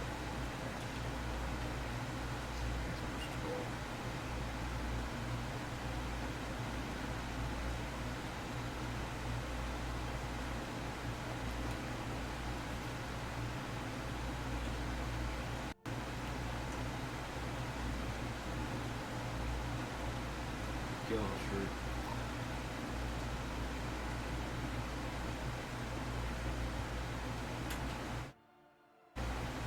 By the way, the weight listed there is assuming you made a small one. So it would be more than that. They're just assuming you want a small one. Right, and so I could wear this with no the top one, the scale shirt, I could wear with no disadvantage.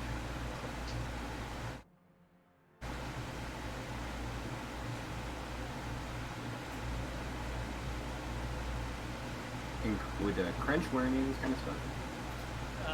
You know that Crench does not want to wear armor. Right. He doesn't want to constrain his rippling biceps and massive core. Look at my biceps. And I'm just trying to figure out like what would and Lucius wouldn't either. Lucius wears split mail currently. He's better than scale mail.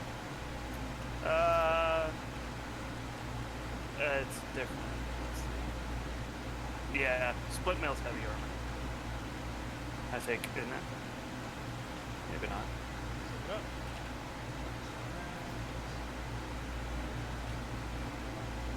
Now, granted, though, you only have enough if you do the split mail for a large and you have enough for small. So you could- Right. Split mail is AC 7. So definitely. Yeah. So my Why is my AC 16? I guess it should be 17. So on the new character sheets, my AC is currently set to 14, and I've got the Mariner's leather armor. So that's studded leather, which is 12, but it's studded leather plus 1 of it, right? I thought it was 13. Well, the plus 1 would make it.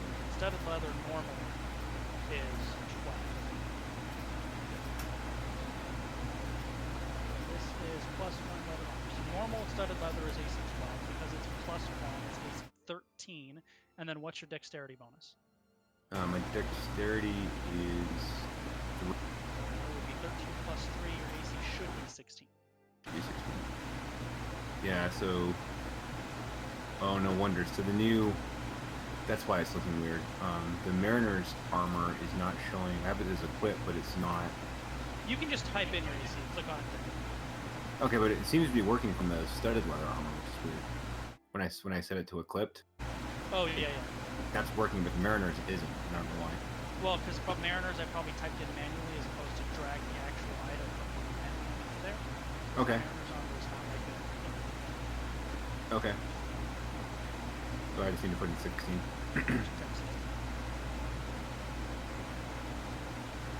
So the point is that the new armor would be AC 13, which would be the same, which is skill shirt. Plus your dex, which would, if you wear the shirt, your AC would be 15. If you wear the scale mail, your AC would be 16. Stealth checks would be a disadvantage, but in both instances you have resistance to full damage. So if anything was full damage to you, the damage is counted. Because it's scale from like dragon. Or you can just Right, so the point is that I'm not getting anything. The Mariner's armor is as good as both of these with no but disadvantage. except for it doesn't have the full resistance, so it just depends on how much you have. But it doesn't have the distance stealth disadvantage. Could scale mail be made from the White Dragon scale armor? Yeah, Not scale, splint. Okay.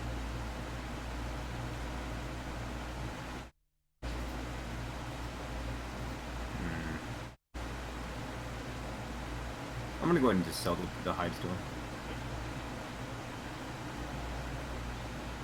So go ahead and I don't know if you guys will probably have a party thing going to imagine. You guys so I would put the 500. Let's do it. Just go ahead and So we currently have 135 in there, so just make that 635. Okay, so you guys take off and go to the military encampment. And basically you say, hey, we're looking for workers with us for sure. And you see a younger man, he's in his 20s, a little bit on the thin side, with dark hair. Currently, it looks like it was freshly cut recently. He's got a little bit of a gun. But he sits you down at the table basically and says, okay, what can we do? What work are you looking for? And you can tell this encampment is busy. There's a lot going on. A lot more going on. So we're sitting down with Sir Andre. So. Yeah, it's basically a little tent, and inside the tent there's like a table and a chair. It's very small. So as we're sitting down with Sir Andre, Sir Andre, I'm a traveling companion and friend of Crench. He says, are you now? Oh my god, I'm glad to hear Crench is okay. Well, any friend of Crench's is certainly a friend of mine. What can I do for you guys? Well, we were at the Adventurers Guild, and we're looking for work, and they said that the only work that was left was either here with you or with them doing escorts for the merchants. And so we were looking to see what you might have for us. Well, yeah. He goes, honestly, the work I have for you might be a little below your grade, frankly, if you're friends with French. But you're welcome to it, and I can certainly use the experience. We're taking in a lot of raw recruits right now, and we need people to train them, to show them how to fight. So if you want to do the job as a trainer, it's 7 days a week, 8 hours a day, 2 gold pieces per day. The gig is there until we leave for Terra. And when are you leaving for Terra? That just depends on how long it takes everyone to get here and how long to train everyone. But I imagine it's going to be a few weeks. Kind of look at him and I say, well, what do you know about the what happened to what sparked all this? Been in the forest? Where you been? We've been north for the last 5 weeks. We fought werewolves. We fought mind flares. It's been a long 5 weeks. I kind of I'm holding my head tired. Kind of visually say okay, well, the Queen Mother put out a call to arms. All of the nobility are expected to send their men-at-arms here. We've also been offering pretty lucrative mercenary contracts, so a number of mercenary companies have been coming up from the south, from Leona, and we're going to get a reinforcement column, and we're marching on Terra. It was just yesterday, actually, Sir Torald was given command of the column to head north. Has Sir Torald left, or has he just been given command? He's been given command. He's around here somewhere, but you imagine if I'm busy, he's even more so. No, I would stay, of course. You know, when I met Sir Torald, rescued Sir Torald, I should say, it was the different circumstances were certainly different. Oh yeah, absolutely. Oh yeah, I forgot we sent you guys to get them. And as you're talking, he looks like he was going to get up to go get him.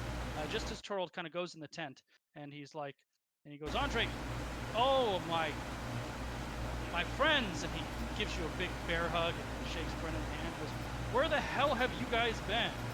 North, and I explain. I say what werewolves and mind flayers. What in the world? You know what? I don't want to know. I said no, and I said, you know, I didn't want to either. Is what I say. He says, well, has Andre given you the pitch? Yeah, you need trainers, people who are trained. Well, not just trainers, but when we leave, we can certainly use skilled swords such as yours. He says, I'm not going to lie to you. Money is pretty tight out of the crown, but I can pull some strings if you guys agree to go north and complete the campaign with us. I can get you guys a 500 gold piece bonus each and get each of you knighted if that's something you're interested in. So we can use all the skilled swords we can get. You don't have to decide now. It's going to be a few weeks before we leave, but consider it a standing offer. He kind of looks around and gets a little closer to the maritime diplomacy. He says, there's been a new command group that took over from the Elvish troops. Well, Raoul used to he would march circles around the other guys. But I don't know if you remember, the Elven general was defeated and killed. And the new guy is much more ruthless and much more capable. And the siege of Terra is not going well. And I say, what are the losses? It was bad. The city is now nearly completely cut off. This is our last gasp. This is all we've got. I know Queen Mother put out a call to arms, but frankly, that's not the first one this last year, nor the second one. I don't know how many more troops the nobles have to give. But this is our last shot. So if you guys would consider it, let French know that we could really use all of Lucius too. And I look at him and I say, I'm honored by your offer, and I will certainly discuss it. I said, what about the adventure parties that the Queen sent out on their various missions? What was has anyone returned? Now remember, he wasn't in that room. But I thought he was aware that the people were going off on. We had met with him and talked to him about it, so he would know Was that. he aware? Okay, I wasn't so sure. he would be aware that the Queen sent us on this mission, which is why I'm thinking to myself, Right, God, right. Merrick, shut up. But I'm not there. Honestly, Merrick, I've been so busy, I haven't heard about any of that. It's not really high on my priority list. Understood. And I said, well, let me head south. We're gonna regroup at the poorhouse. I need to talk to the rest of the party to relay your messages. Is there anything written that you'd like me to take to anyone in particular down there? No, just not that I don't already owe you guys enough. So, but I would consider it a personal favor if you go with this. I say, understood, and I'm honored by your request. And I would love to have a brew with you guys, but Andre and I, we have much work to do. And I look at Sir Andre and said, I'm going to head south to see Crench, and I know that. Is there anything you'd like me to take to him or say to him? Just tell my old huntsman I said hello, and I would be happy to receive him. I smile and I nod and take my leave. All right, off to the Tor house. Let's go ahead and stop in the merchants, and I'd like to see if there's anything that they're offering as we're going by. We have to go that way anyways. Typically, actually, you'd actually go the other way. Okay, then we'll have it market then. All right, so it's 6 hours later. Let's say about 3 o'clock. You guys are all finally all together at the Tor house. French, they have caught up with you. For the sake of brevity, we'll say you guys have shared all of the relevant information. very nice. So poor Morig is still retarded, Poor Morig is still the drooling vegetable. and poor at this point, I'm starting to feel very upset that he's still. I had assumed it would be not a hard task for us to find someone, so I'm starting to feel a little forlorn about his estate. Lucius will explain that they are able to remedy his ailment at the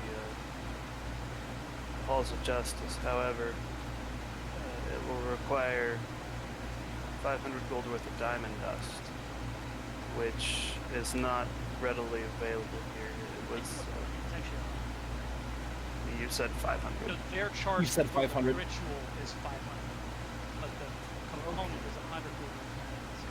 So we need 100 gold worth of diamond dust, and they're going to charge us. And they're 500. going to charge 500. Asshole. No, small price to pay for what it is. What's more important is also the bit about you having to get permission. But we don't have to get permission. No, they only have to get the diamond permission dust. to use their own stock of it. If you Oh. bring it in, they don't care. Okay, gotcha. So if you guys get your own diamond dust, they'll be happy to charge you and perform. So they recommended we speak to the dwarves to the south about that. Some of those dwarves that Are these the same Saved. dwarfs that we saved?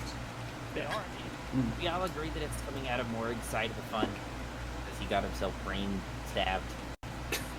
great stab. Well, the other question, obviously this is going to be our first stop, but it seems like they are leaving for Terra soon. So, Well, he said a few weeks. a few weeks. So yeah, okay. So yeah, we could probably get there and back in a few weeks, and then decide if we want to go. Now, you guys don't know exactly where Hal Tuldar is. From what you can tell, it's probably about 3 days out. There's no direct road there because trade doesn't really come in from this side; it goes in from the south side. But that's what your kind of educated guess is. It's about 3 days out until then, but there's no plans. So I recommend that we send word back to Sir Torald that we're having to take care of an ailed party member, and I just realized I have a date with I was wondering if you forget about that. yeah, and Oh, that not good. yeah. Well, we can send a messenger. Her mother dies, she gets stood up, it was smooth. Well, wouldn't that have been the next day? Like, you could have done that. Well, this is. Yeah, I'm saying that retroactively, you would have known that. That would have been obviously first in your mind. So before you would come back to the tour house, you could have taken her to lunch. Yeah. Well, we can say we can retcon it if you would. If you wanted to go early and take her to lunch instead. Yes. That would make it down here. Cool. Let's retcon that so I don't blow that. Totally. You guys have a pleasant lunch. It's clearly If only anniversary were so Yeah, everything goes swimmingly. Make an insight check. She gives you a hug when you leave. You have a suspicion you're stuck in the front. Oh, he didn't even get to roll for like a charisma check. Feels bad. And being stuck at the friend zone is okay. This is awkward as fuck. So yeah, so I'm cool with that. But I'm gonna be headed back for some sweet treats and something. Yeah, definitely in-game relationships can be a bit awkward, but they also have a story. Yep. Yep. So yeah, no, I'm cool with that. So anyways, we're now back in the. You're now back in the tour house. You had a wonderful lunch with Carly. It was perfectly enjoyable. And now everybody's at the tour house. It's 2 o'clock. Everybody's caught up. Yep. And so I suggest that we send a letter to Sir Torald that we are sealing about an ailed companion. But that will likely be back in time to let them know what our plans are before they leave. You guys have a dozen islands. So Right. Let's send that message, and I say we head south to get some diamond dust. You guys won't be able to take your cart because the terrain is too rough.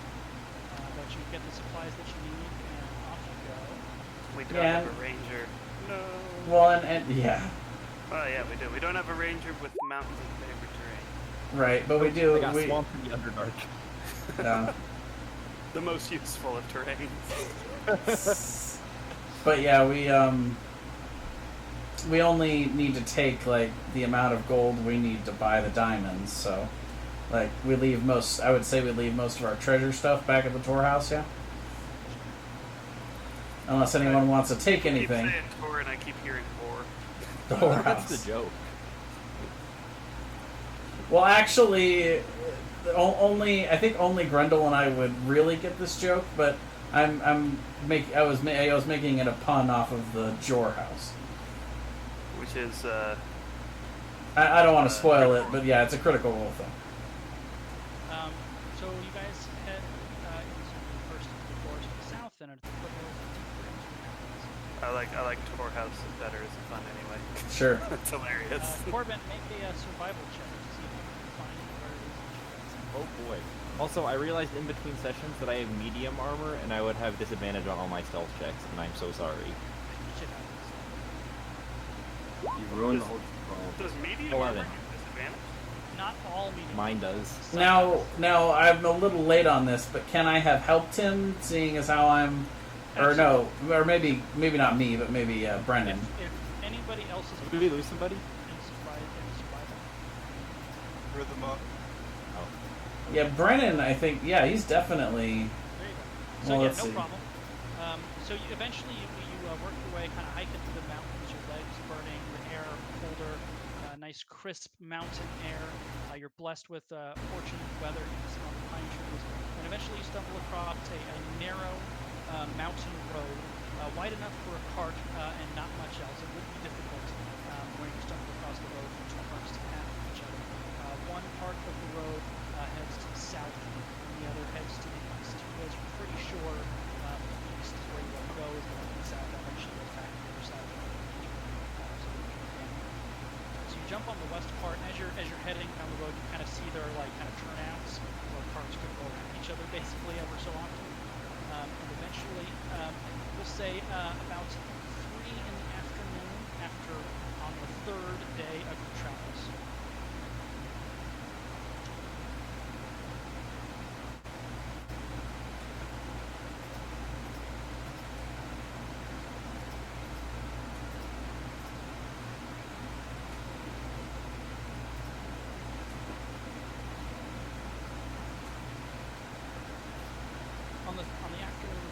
bit or travels, you see there is like a simple wooden wall about 15 feet high with a double gate that's open, and there's 8 kind of medium-sized wood frame buildings, and if this would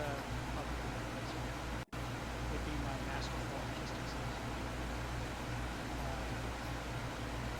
So there's like basically a mountain right here, and then you have a wooden wall that looks like this. The road comes in here, the gate is open. There's 8 wood houses about the same size, and then in the mountain here, there is a pair of double doors that is also open. And as you come into town, you can't see what's in the double doors, but they're embedded in the mountain, so you actually go in from under them.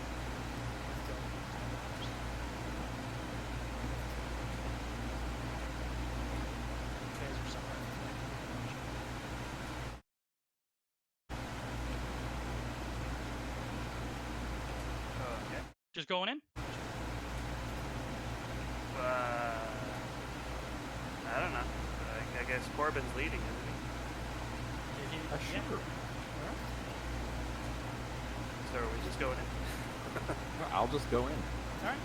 You guys cross into the gates. Nobody bothers to stop you. There's a number of people out and about. As you're looking around, it looks like there's a fairly large stables and what looks to be like a wagon shop next to it. There's dwarves and humans almost entirely that you see kind of milling about.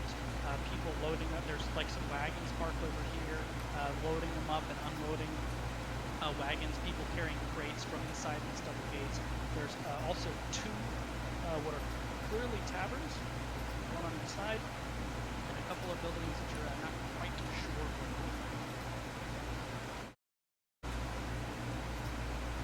Well,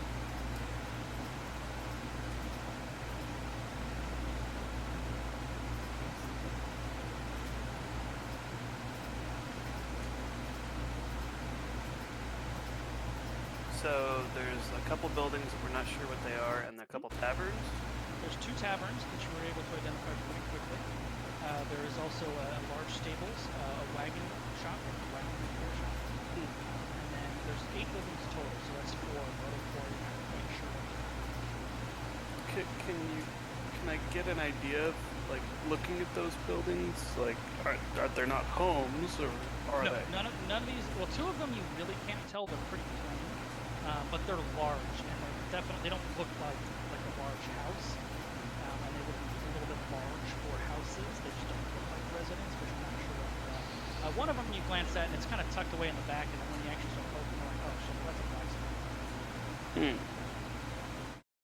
What are the names of the taverns?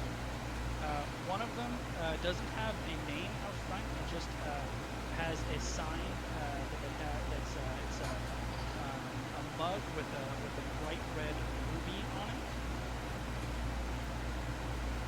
And then the other one has a sign out front that says the Emerald Time.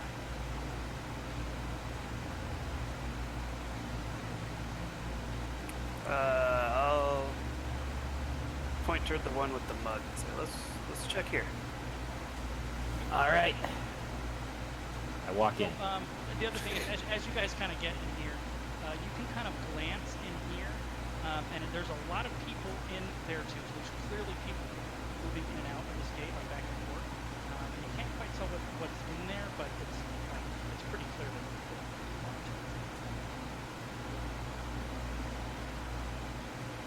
Okay. And one of the buildings that you didn't identify, now you realize is kind of basically a general store. So you know there's a blacksmith, a wagonsmith, a general store, a stable, 2 taverns, and 2 buildings that you're not quite sure. And the structure of the buildings, does it look like it's dwarven construction, or? No, these buildings on the outside actually look very human construction. They're all kind of wood frame buildings. The 2 that you're not sure of look very similar-ish in style and function. They would be the equivalent of 2 stories tall, rectangular, and both of them have double doors facing the kind of pseudo-open door. Interesting. Well, we're gonna go into the one tavern, Okay. the one with the cup. So you go into the one with the ruby on the cup, and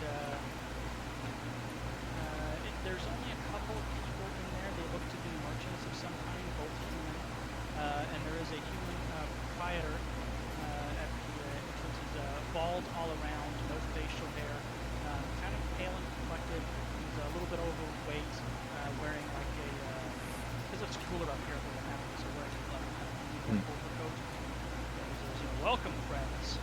What can I do you for?" We'll ask the questions. Look, that seems awkward. Lucius pats Corbin on the head and says, "I'll have an ale." No problem. You have a preference? Do you have a favorite or a specialty locally? Why don't you try this one first? And it goes in the back, gets one of the kegs, pours it out. He says, "Tell me what you think." I will try it. It's thick and heavy, and very strong. An imperial stout. Is it Mephistopheles from Avery? I don't know what you can say. There's I don't either. There's a beer from a brewery called Avery called Mephistopheles that is an 18% imperial stout. I'm an alcoholic, so I do exactly what because I drink the White Rascal. Oh yeah, white Husband's not an alcoholic, but he'll try to drink whatever Lucius is drinking, but a little more so that he can assert his dominance. So is, Even if he hates it. is what we're having particularly strong? It's on the stronger side because it's a dwarven brew, but for a dwarven brew, it would be about average. So that's the Sarcha family blend. It's a local favorite. So Lucius is going to see that. Oh, actually, I want to see. Can I insight check Corbin to see if I can tell that he's trying to? Absolutely. You can tell he's trying to match it. He also just doesn't really like it that much, but he only drinks just to fit in. So he's like looking away, like pretends like he's like looking away, and he just kind of like cringes and like grimaces, and then turns back. So Lucius is gonna drink the first one and say, "That's good. I'll have another," and just kind of look directly at Corbin. You can see the guy kind of smirks and brings over two more. And he's gonna start drinking it, kind of like side-eyeing Corbin to see if he's drinking it too. Corbin's like, "Oh wow, it's dusty in here." I'll have another one. Please. It's like I need to show you after this the Malort commercial because it's hilarious. Man, you got anything stronger? Lucius, you having a third? I want to get to the point where we're having to make con saves and That's see the if third. Corbin still keeps up. That's the third. Okay. All right, you guys each make a Constitution saving throw. Oh god. You're hitting your stride, is all that is. So Lucius is going to cast protection from poison on himself, and then have a third. Oh, you bastard. Doesn't seem to bother him. You can see the guy sitting at the counter with kind of an amused, raising an eyebrow at you guys, like, Lucius is gonna have a fourth. I just look We at. probably shouldn't get too drugged while we're trying. Okay, we're doing another one. I'm gonna look at Corbin and say, "I'm fine." you see him, he walks to the back again, he grabs a flagon, 2 flagons in each hand, so he's got 2 in each hand. He fills them up, walks over to an empty table, and sets down 4 there for you guys. Oh gee, thanks. Oh wow. Corbin made 2 Can't wait to enjoy these. throws.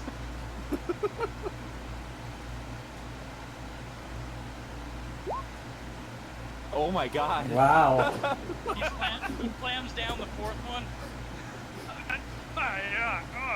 That's good stuff. I'm gonna pat Corbin on the back and say, "Well done." And I'm not gonna have any more. Yeah, you're right. We should probably stop. Don't want to get it too dry. He's very proud of himself for getting a well done. He feels so cool. Alright. He's a big city kid now. I want to see if I had to make con saves. That's how it would have gone. Oh, bad on the first one. Lucius would have been retching in the corner if he hadn't cast protection from poison. Corbin would have successfully asserted his dominance. Yeah. Corbin still feels like he asserted his dominance. Does he? True story. Where it's I mean, he got it well done. That's about as close as he usually gets. Fair enough. I think we're forgetting why we were here, so maybe we should, see if we can find some diamond dust. Are we actually like at the Dwarven city? Well, there's the best ton of dwarves out here, but half the people you see in this court are dwarves. And there's a giant stone door built into the side of the mountain. So it seems Okay. like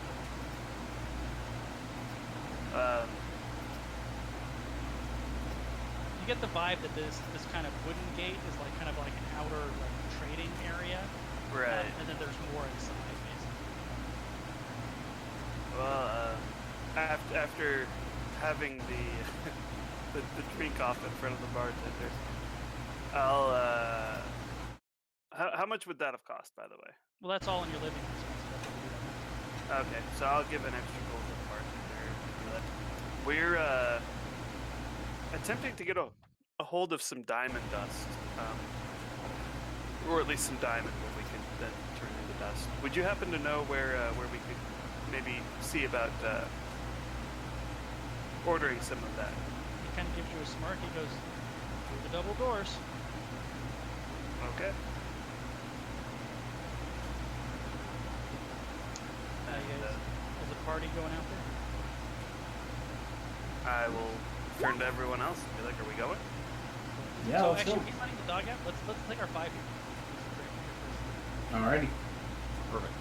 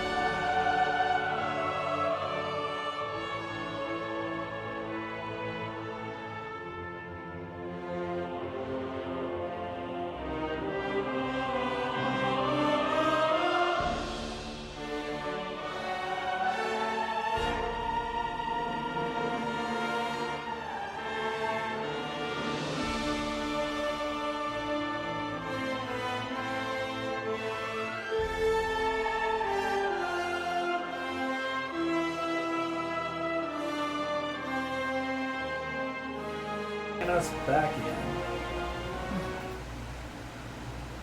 Alrighty. Whenever you're ready, Goose.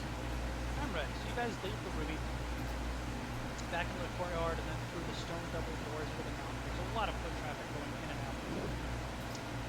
And you can hear there's either some kind of guard or soldier as you go in. He says, yeah, as you guys are going, he says, doors close in an hour. And as you walk in, you can see it's basically this huge cavern that's clearly been cut. It's not natural.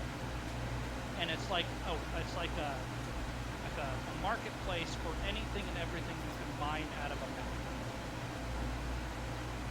And then in the back, there are two tunnels that are guarded that go deeper back, which you can't see. The front area where there's a lot of foot traffic. There's basically a number of stalls on each side that are selling any kind of metal and precious gems that you can mine. It seems to be all. Well, we've got to be able to find diamonds here. And I turned to. If we can't, I'm going to be really discouraged. I turned to Cranch and I said, "Do you remember the name of the dwarf we saved?" I don't. And that's me consulting my notes, and I actually have no idea. I didn't write it down. I don't think I specified his name, but it's Dolman. D-O-L. Now, yeah, we would recognize him, but we might not remember his name. Or you would recognize him because he's missing part of his leg. Yeah, Dolman. So, Well, there were a lot of them, and he wasn't the leader. I don't think He of was the troop. not. The leader's name was Story, and the one that missed his leg's name was Dolman. So I as we're passing the guard, I turn to him and I say, "Friend, do you know of a dwarf that is missing a leg that lost it from an encounter with some harpies?" Oh, sure, Dolman. He points to the second stall on the right. I say, "Thank you," and I said, "Before I leave you, what do you mean the doors close in an hour? What happens in an hour?" Well, the marketplace is only open until a certain hour. Then we kick everyone who doesn't live here out, and we lock the gates. I say, "Okay, thank you." It's a good thing you guys didn't continue drinking. Outside, or... Nope. We live here too. So only residents past X hour. That's fair. What about friends? Well, you better be pretty good friends. And I say, "Fair. I'm gonna go see my friend Dolman over here." All right. So you guys go to a side stall, and Jesus Christ, Siri, did you hear that? She's like, did. I don't know who your friend Dolman is. That's pretty good. She's like, I don't know who that is. I can look him up for you. so in this side stall, it's almost like like you go into a jeweler. It kind of has like a U-shaped counter going there. It's very much like that. And they don't have they basically have samples of gems standing out. And sure enough, one of the two people behind the counter you recognize as young Dolman. I say, "Dolman, how are you getting along, my friend?" He turns and sees you guys, comes in, and his jaw just drops. Oh my God! He says, "Coral, do you recognize these guys?" And turns, goes, "Oh yeah!" He was one of the other guys too. And he comes out from around the counter to greet you guys, and he has a peg leg where the bottom half is. So he kind of limps a little bit side to side. But he does walk out, and he gives you guys each a hearty greeting, at least the ones he recognizes. So what are you guys doing here? And I say, "Well, we've come looking for something. I'll let Lucius explain." We have a friend here, and Morag's with us. I'll point towards him. Also, just happens to be a dwarf. He, A drooling dwarf. Yeah. he is having some difficulty. It looks like he had his mind attacked by a creature, and we're trying to get him some help. We found a priest who's able to do it, but we need 100 gold worth of diamond to be able to do so. Diamond dust, right? We can turn it into dust if we need to. But if they have it in dust form, it's all the easier. Yeah, if you have it in dust form, Coral goes, "Well, we don't carry it in dust form, but we do dust it.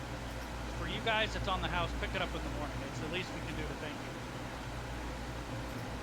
I'll turn towards the party and say, I also have the means to bring someone back from the brink. If anyone would like to contribute, I would be able to do it more often. But that would take a diamond worth of 300 gold.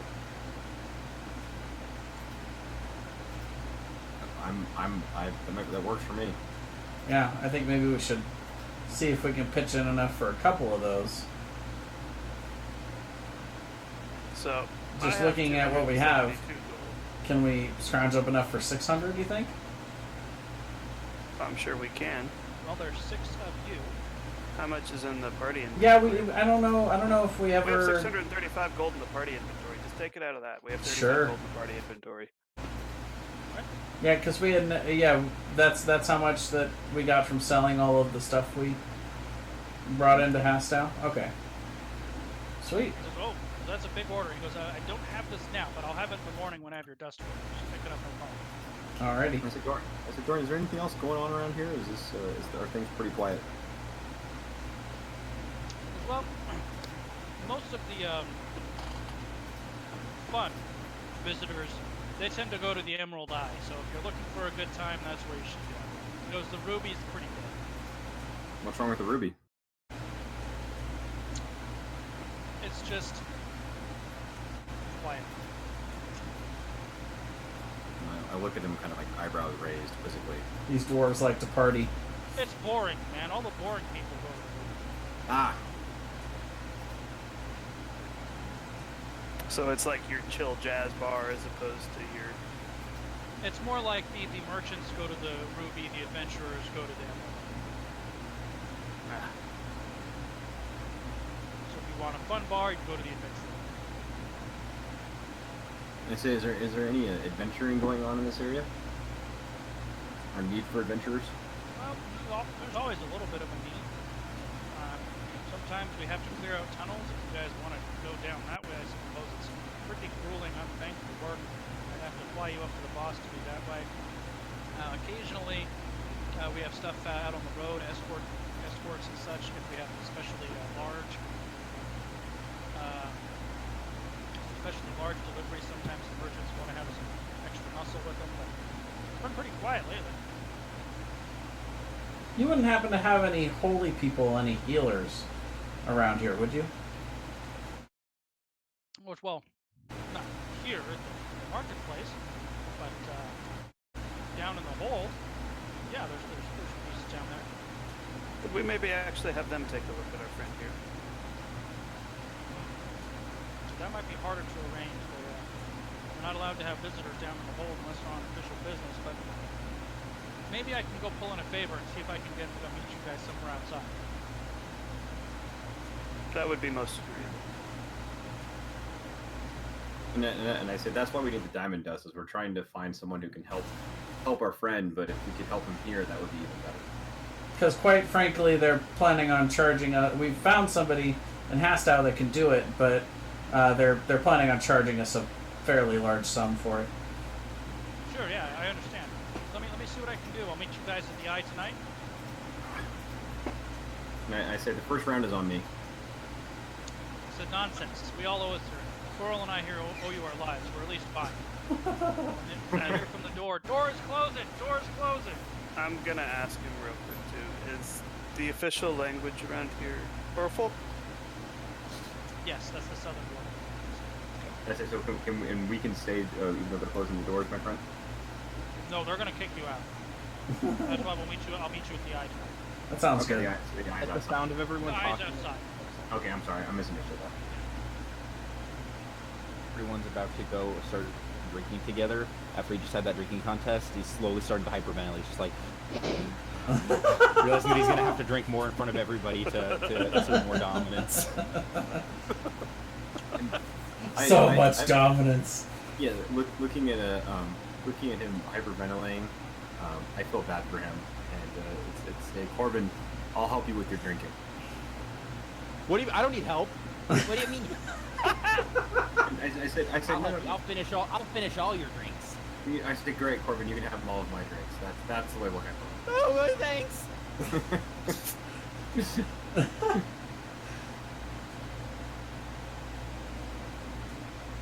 So we'll make our way out.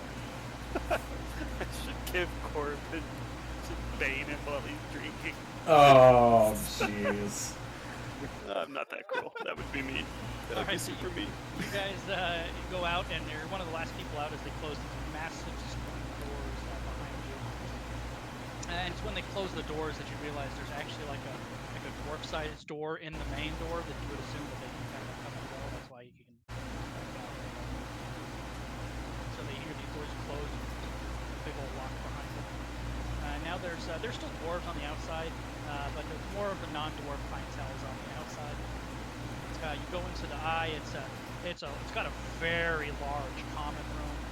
There is a second floor. That's where most of the rooms are. People wouldn't want to stay on the first floor. It's pretty bad. But a large common room. There's a stage with a bard performing, and no empty tables, even when you guys get in there. And we're chilling. I think we'd head to the bar. Yep. You guys go to the bar. There's a dwarf proprietor. There's one of them. There's multiple employees here. And he's got a pretty kind of shaggy, unkempt beard. There's a little bit of Google for the dwarves. On the taller side for a dwarf, kind of thin. He's got kind of a serving smock over it. You can tell he's using it to wipe his hands. It's kind of a little greasy and dirty. And, he's like, friends, what can I do for you? He's kind of multitasking. You can see him kind of moving dishes over to one side, kind of moving around back here as he's talking. We're planning on meeting some friends here later. Perhaps for now, just dinner? And he says, sure, find a place to sit. Do you need a room? I'd grab them now if you need them. Yes. No problem. How many?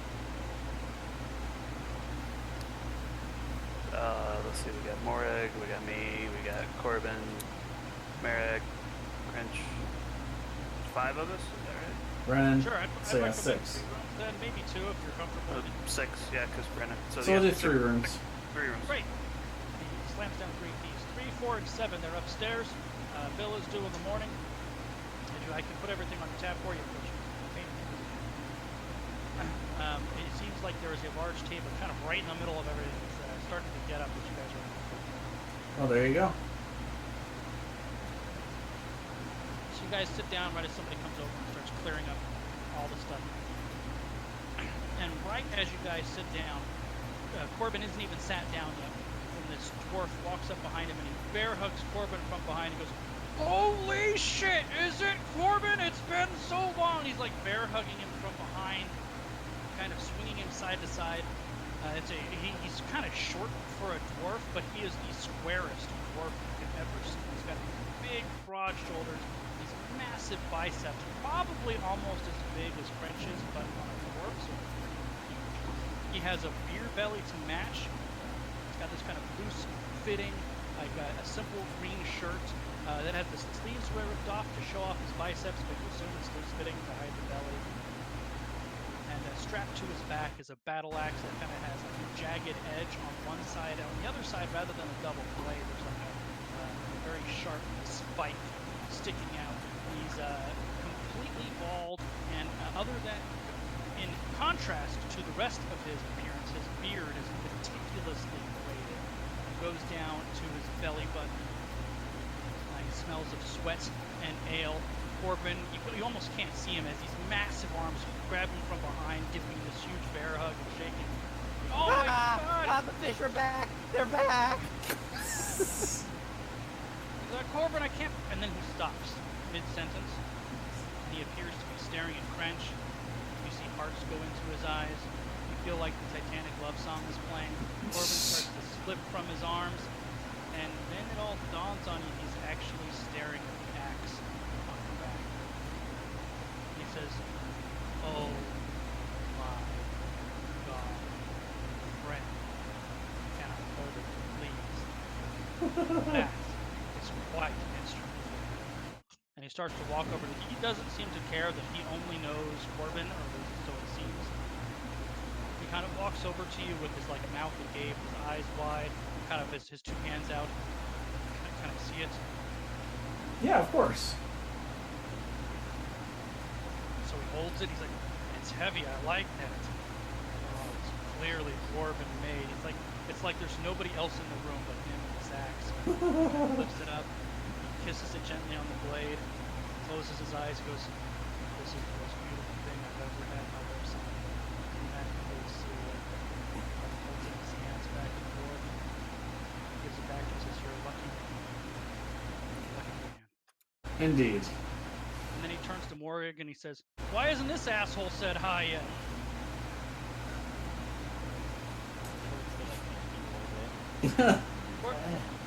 Corbin, you do recognize this guy when you and Morrig and Hector and Hollis were doing your jobs together. You were doing some jobs in Winona to the south, and he did a couple of jobs with you. He has kind of a hard name to pronounce in Dwarven, so he just goes by Axe. There's fish, and then they ate his brain. There's so many. They were everywhere in the water. Probably just like got like 1,000-yard stare right now. It's just That came from the water, man. This He says, "Morrig, how are you?" And he slaps you on the arm. I'd like to imagine where just kisses.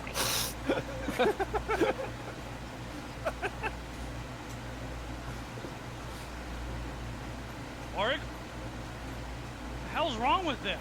I already told you. We got what part of he got his brain fishy did you not understand? Oh, are you serious? Sorry, I don't mean to get snappy. It's been a long day. It was an elephant. Was oh. He kind of waves his hands in front of his eyes. You guys fixing him? That's what we're here for. Working on it. You got $100 worth, or 100 gold worth, or you got 100 gold worth of diamonds on you, buddy? We No, I left that in my other boot. We already have that. It's fine. Well, but like, what if it happens again? It's actually kind of a good point, but He kind of yells at the barkeep. He says, "Ryla, bring me and my friends some stout." Some axe. And he starts shaking hands all around. Yeah, bring us the mail. Corbin's like trying to hype himself up.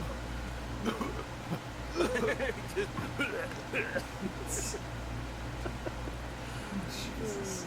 So ales go all around. They bring you guys a meal. It's very dwarven, very thick, greasy, lots of meats, few vegetables, kind of heavy gravies on top. And as you guys are eating, Axe slams his feet up on the table. He goes, "Hey, did Morrig ever tell you guys the story of the bird run?" No. He goes, "No, Corbin." He kind of slaps him. "I can't believe you didn't tell him about the bird run."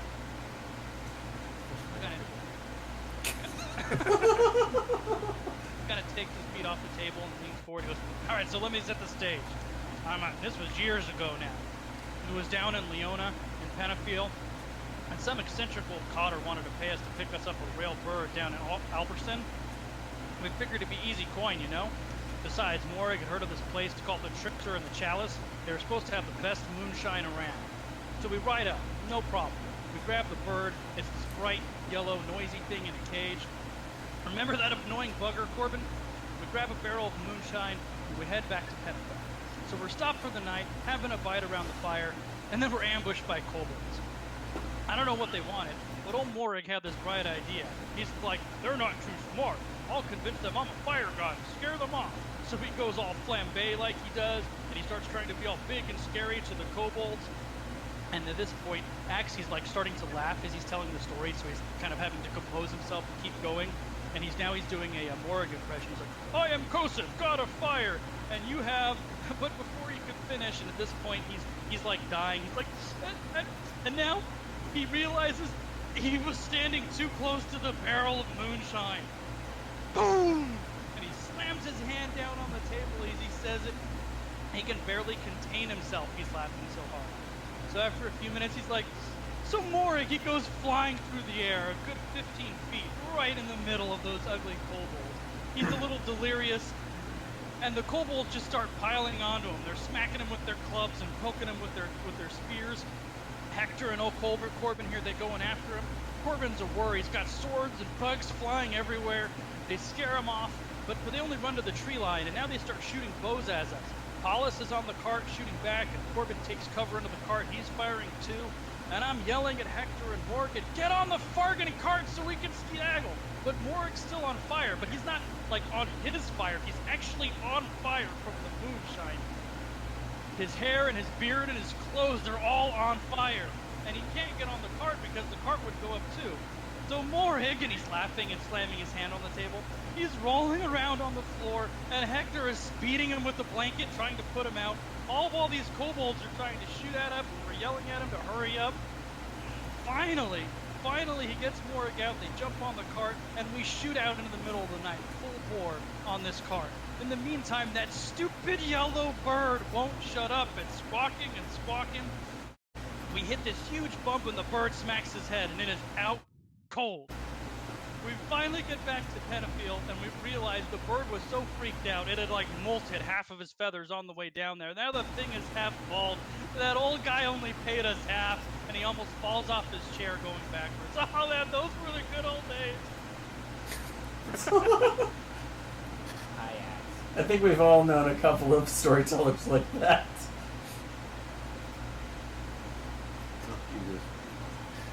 So it's at this point that Dolman comes up and he's bringing a more formally dressed dwarf, although still very dwarven, behind him.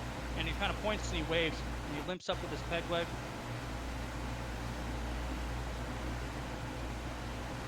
And he says,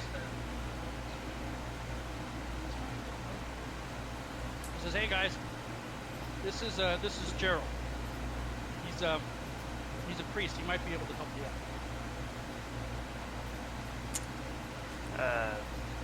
I'll greet him and say, "Thank you for your consideration. We have a friend here. It appears his mind was attacked by an elephant.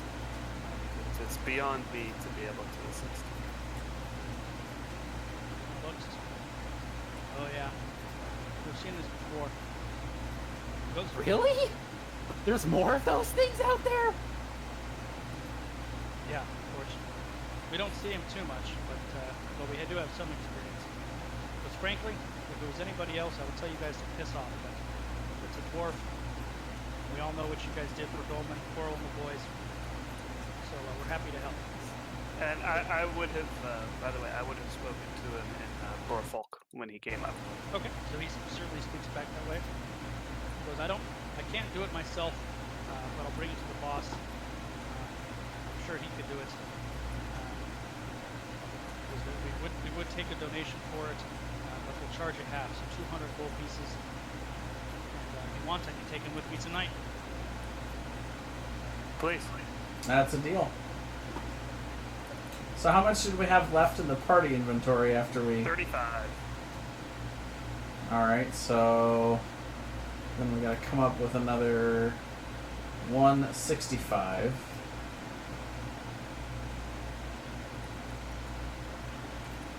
Oh, by the way, who was it that thought to ask about the dwarven priest? Was that Lucius? No, that was me. Yeah. Take inspiration on me, because I totally didn't do it. Thank you. Alright, so, So figure out how you guys are paying for it. Kind of. I could put in 65. So we just need 100. I'll put in 50. Yep. So he takes Morg with him, and he says, "All right, I'll have him waiting for you with Dolman in the morning. You guys go pick up your purchase." And the three of them kind of exit out the front door. And, anything else for the evening, or are you just going to enjoy your night of revelry? I'm gonna talk to Axe and see what's up with Axe. How's Axe doing? What's Axe up to?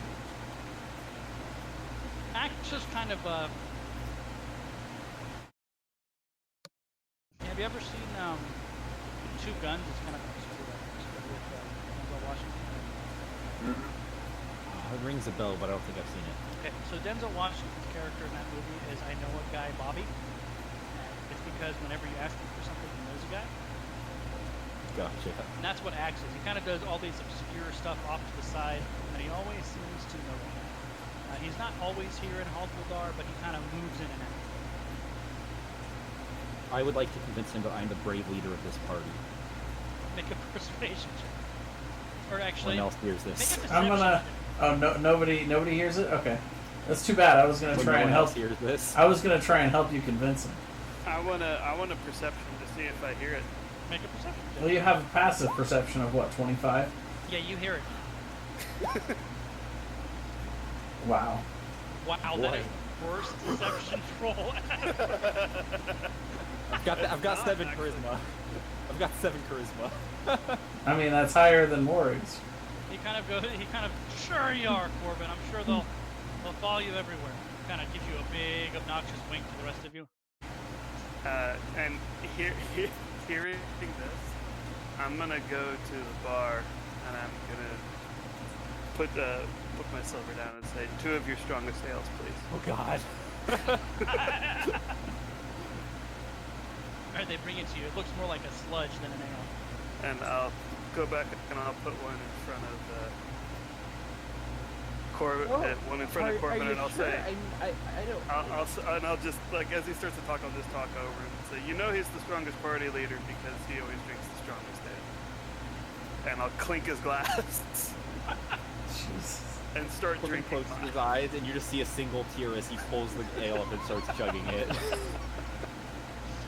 Make a Constitution saving throw. Both of us or just him? Unless you cast something on yourself. My constitution's so good. Lucius is fine, and Corbin, you're okay too, but you're definitely feeling it around the edges just a little bit. You get the tingly lips? A little tingly lips, yeah. I'll pat him on the back and say, what's that? You want another one? Well, I mean, I'm just really worried about Morig, you know. Someone's got to keep watch over us. And I'll say, good point. And I'll take his glass away and put it on the bar, but not ask for it to be refilled. I think that went super well.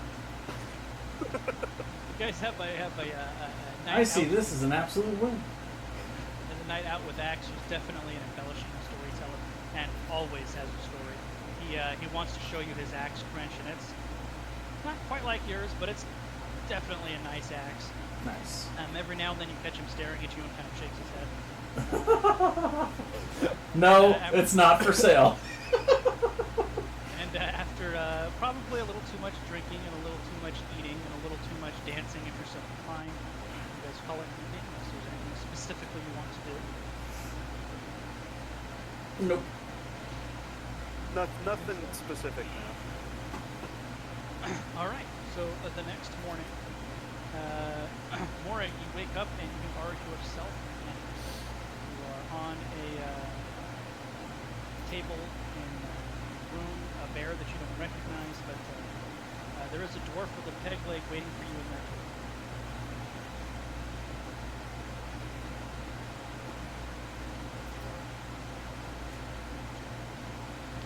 Jeremy, fall asleep. He's been retarded most of the night, so Wouldn't blame him, yeah. I mean, I thought he was just being quiet out of spite, but maybe he just fell asleep. or maybe he muted. He's been talking the whole night. He's like making mumbly noises all night long, and he's like, "No, it's fine. Come do this."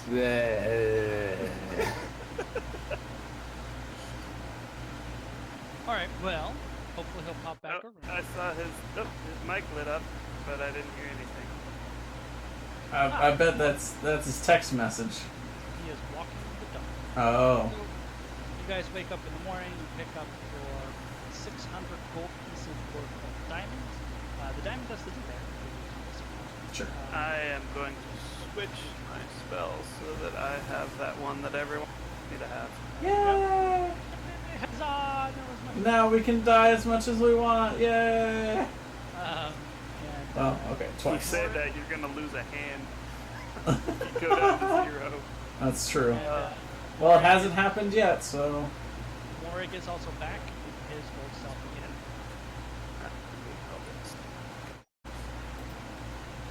And where to now? Let's see, I'm gonna remove protection from poison.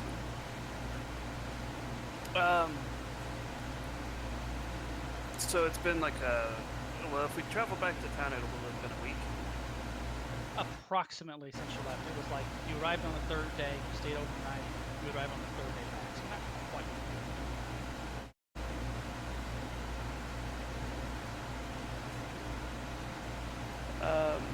And it was multiple weeks until the thing. Correct. He didn't really give you a hard timeline, but he said it would be. So on the ride back, I think we should discuss that and see what we want to do regarding that information. Okay, well, discuss away. well, did they give any indication that it was okay to go this way instead of doing what the Queen had said? You guys didn't have any issues with that while you were talking, to all these official people? They didn't seem to. They didn't. I'll look to Merrick, yeah. Yeah, so I would say that he didn't seem to have any real recollection of adventuring parties being sent out, and didn't really seem to care when I asked him about any of the other parties that might have returned. So I don't know that any of the lords that we're at least in contact with are paying any attention to what the Queen sent people out to do, nor is anyone talking about it. So I don't know what that means. I just know that there was no. No one cared. That kind of goes back to my original thought of what the Queen's doing, just being kind of a knee-jerk reaction to make it look like she's trying to do something, when in actuality she doesn't really care, because there's no way that any of the companies that were sent on the missions that they were tasked with would have been able to do it. I'm remembering things wrong, but I thought we were on a mission for the Queen, or the Queen doesn't like us. She loves Or you, both. I guess. So I'll turn to Corbin and say the Queen sent us on a mission to kill a lich, right? Do you know Okay, anything right. about liches? Aren't they like basically dead wizards?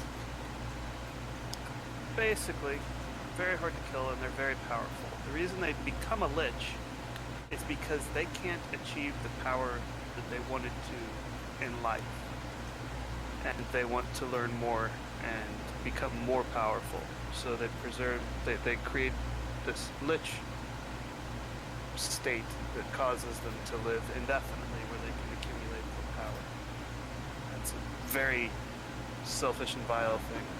So on a And- scale of like Wolf to Umberhold, where's he at?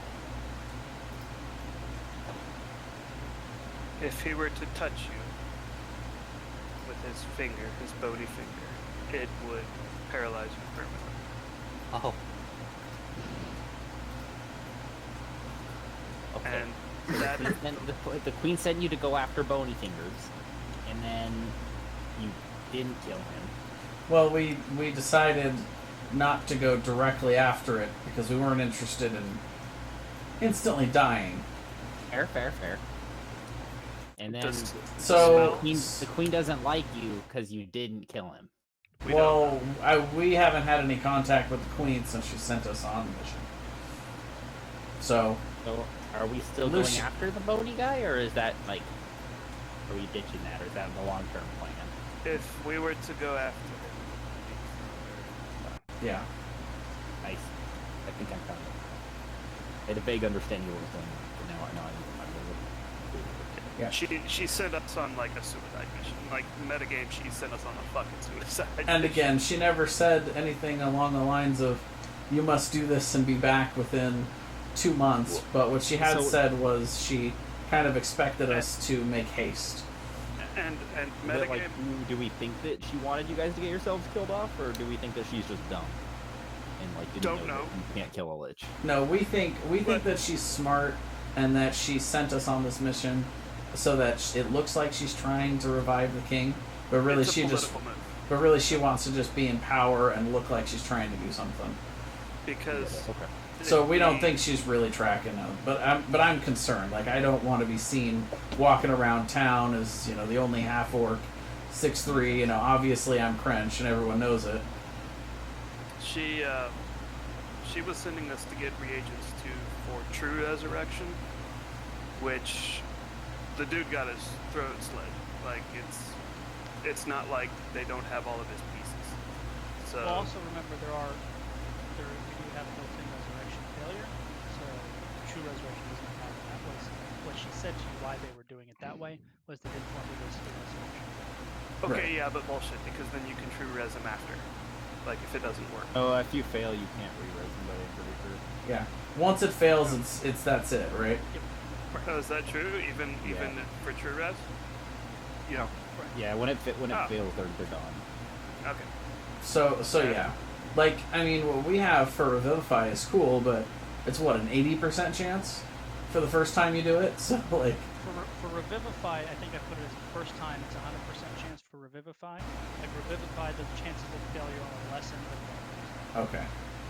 Because you're doing it so quickly, like they're still warm. Like, Right. So like Revivify, basically the first one is you're just grabbing the soul and stuffing it back and down. the second one is the 80%. Right. Okay. So diminishing returns. Okay. Well, that's fair. So yeah, I mean, I think that we don't really have anything else pressing. We're definitely not ready to go try to face the Lich. So this seems like a. Right. The question is, do we want to be caught up in this big giant war? Well, my character would probably know the Prince at Tor. You would have you guys would- yeah, that's your Would my character have probably viewed him as a good man and decent human being? probably, but you also wouldn't have had Known him experience intimately. with well, not just that, but also wouldn't have had too many experiences with which to make that value judgment accurate, as he was, a general of a city being besieged. Right? There's not many opportunities for moral judgment there. He wasn't slaughtering people or doing anything like that. Let's say, for example, he had captured some high elves going into the city. Would he have executed them on the spot, held them prisoner, or do I know? You probably don't know. You know if they were nobility, they tend to ransom each other back and forth. So Sure. you've probably done that. But he was also the guy who did the breakout to get the civilians back to so. Sure. And then that was him spearheading that. We've got to get these innocent That was his people mission to do that. Okay. Okay. So yeah, Lucius generally likes this guy and would like to see him succeed, probably. Yeah, I But think the best way to do that is you probably look on him favorably, but do have limited information. but then again, Lucius is also part of a religious order, and the politics are the politics, and he doesn't really care. And the churches specifically don't take a side. Well, which is why I was permitted to go in there. So what's the decision that you guys are writing back in town? Lucius is as of yet undecided. Okay. Well, are we leaving? Or did you guys decide to go back? Yeah, we're heading back to Hastow. Yeah. Yeah. So you guys take the same amount of time back. You arrive on the third day of travel back at the Torrens. When you get back, Duryr tells you he was able to sell those paintings at your request. There's an additional 2,600 gold pieces now. Nice. Spicy. Oh, you already added. Okay. Yeah. Oh, we need to take that 35 away. Use that. Well, one of the things we need to decide to do is what the heck are we going to do with all this money? It's you. I want a pony. You can afford a pony. There's no doubt about it. You could also turn into a pony. This is true. I can turn into a pony. So, Are there mechanical things in the world as a kind of an outside game thing? I believe Goose said that there are rudimentary firearms, but they're pretty rare. That is correct. You specifically would be aware of firearms because the gnomes have. Right, but we don't have like. Well, he's a forest gnome. He probably would. Even still, they're all kind of in the same small area. Okay. We would. But my point is, there's not like this isn't full on World of Warcraft style gnomes with machinery and whatnot. Think, Crusades, Siege Engines, So, trebuchets, maybe trebuchets, like bombard cannons. ballista, right? And you guys are big cannons from the Siege. So you'd have bombards, maybe mortars. Wouldn't have carronades probably yet, because that's getting more towards Civil War style cannons. Not even that many. I mean, there's really only one great cannon that we're using as the one, and that's mostly because the material needed to make the gunpowder is obscenely expensive. Well, and would that be like a Dardanus gun, or you know what I'm talking about? The one that the great cannon is based off of Monster. Oh, so it's not nearly as big as this gun. Do you know what gun I'm talking about? I do.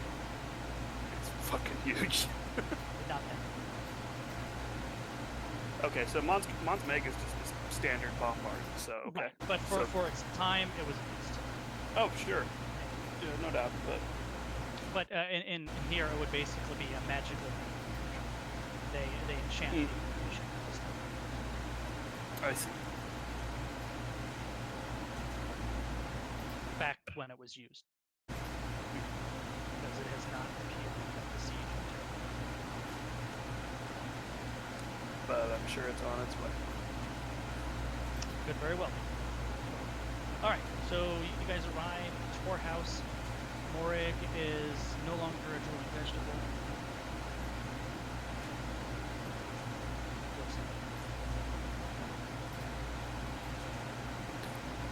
Lucius is going to make it understood that he will refuse to take a side in the war because his religion demands that he not. Okay, so you're not interested in helping them train soldiers, basically. Would he be interested in doing that? So it would depend on how that was presented. So Lucius, are you not interested in helping search the world at all, like venturing with them, or are you not looking to actually fight on the side? I will not fight on either side. And I kind of look at, kind of nod along with that.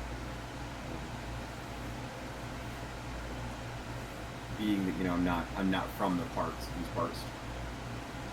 I'm not really, because I mean, as a gnome, there's nothing that's happened down here that has made me think really differently about the elves that I know. Well, the one experience that you've had with them was when you, session 2 maybe. Slavery thing. Right, where the slaver party basically burned a village and took it. Right, but that's one slaver party, right? That's not the. Well, the entire elven society is based on a slave society.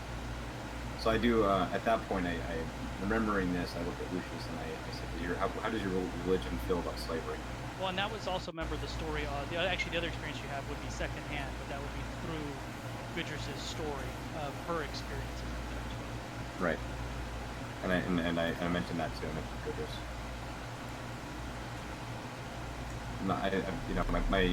My experience, Lucius, is that I grew up doing business with the elves, but having been down here in the south, I'm not as convinced of their benevolence.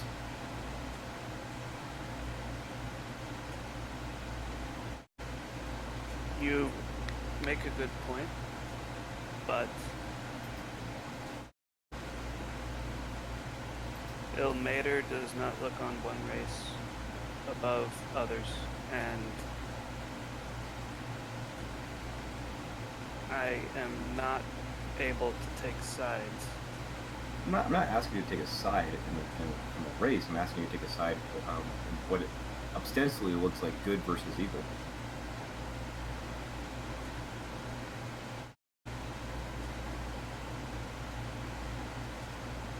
Well, there will be good and evil on both sides. Agreed. And that's why I don't feel that I have an obligation to these humans.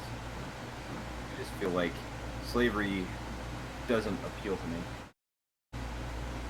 and I don't Would- feel like people Would Goose, would Lucius have any kind of insight into the Elven Slave Society? I think so. At I all? think we talked about your backstory before you kind of settled into your current niche, that you were up there, remember, because you crossed the lines. You were on one side and you came to the other. So, like, you wouldn't have had, like, direct... you would have been up there enough to see people being slaves, even if you weren't, like, kind of directly involved in it, if that makes sense. Right. So would I know that A, the slaves were treated well or poorly? B, were the slaves only owned by the upper class and not so much by the lower class? So, And C, is it pretty much exclusively an upper class thing, and the middle and lower classes either kind of don't necessarily condone it, or are just kind of turn an blind eye to it, or what? the foundation of it is that elves believe with their longer lives it is a waste of those lives to be engaged in rudimentary tasks, so non-skilled labor. So that is where the slave foundation of society came from, was that view of themselves relative to the other races. Well, that's pretty ass backwards. So as far as how they were treated, it's like anything. Some of them were treated well, some of them were treated poorly, and everything in between. It wasn't really a hard and fast rule. Just like some people were look at everything in between, and that would be the case with how the slaves were. You do know there was like a caste system within the slaves. They had a lip ring that was out of bronze, silver, and gold, based on the value of the slave was. And as far as who owned them, the only people in the Elven society that own slaves are the slaver houses. They're like guild houses that you remember. And they specifically own the slaves. So like if a noble needs slaves, who kind of rents them pieces like this. It's kind of interesting in retrospect, because it almost seems like what you did, metagame, was take Warhammer High Elves and Warhammer Dark Elves and take elements from both and smash them together. Oh really? Totally did not. I don't know Because enough about Warhammer. Dark Elves in Warhammer, they're just elves, but they had some kind of bad shit happen to them, and they're not like different skin tone or anything. They're functionally the same, but they are torturing, sadistic asshole slave traders. Oh. And the High Elves are just kind of snooty.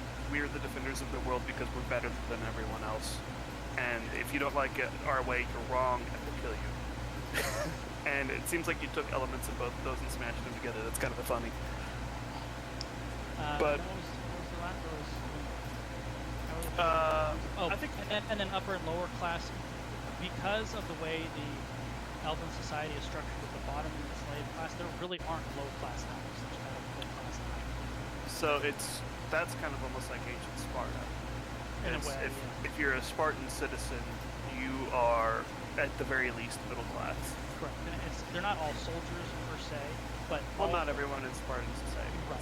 But all of them are skilled. There's a skill involved, as opposed to being like an unskilled laborer or a farmer or a lumberjack or whatever else that you do. It's basically manual labor. Right. And last thing, how would Ilmater feel about slavery as far as I know? Your best guess, the church has no position on it because the church doesn't want to anger either side. They have no Sure. on it. And as far as the dogma itself, the dogma of Ilmater probably doesn't really touch on it because it's more concerned with just kind of the cycle of life and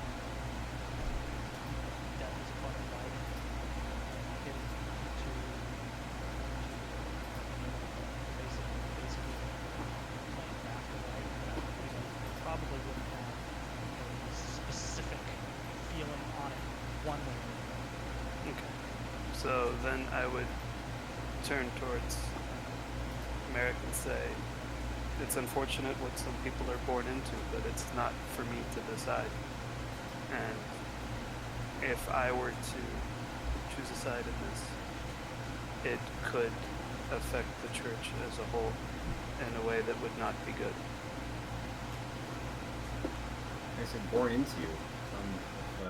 Someone comes and puts a lip ring in your lip and tells you that you have to go live as they tell you. How does that work for you? I would probably not have that happen to me because I am a priest of Elmater, but if I did, I would probably fight to the death. And that would be my death, and I would be okay with that. What about those that want to live and not live that way? That's not for me to decide.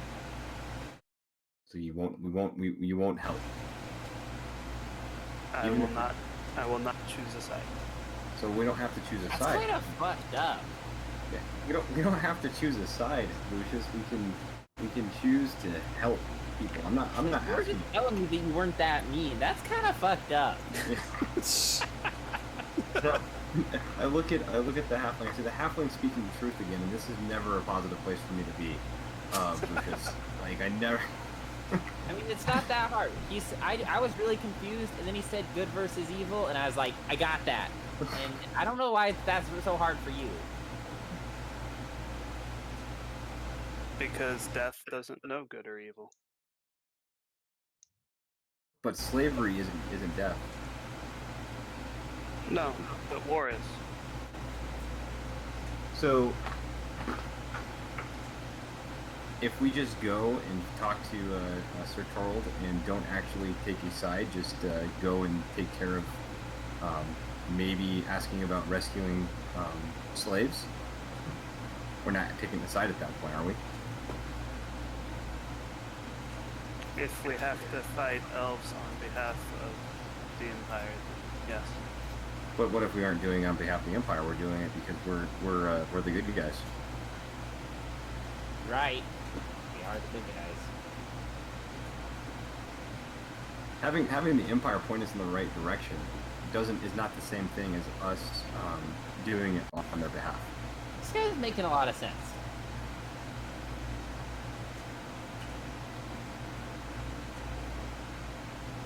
I will have to think on this, and Lucius just kind of turns off. And he's gonna Power go Boom. be by himself and try to commune with his deity. What about the rest of you?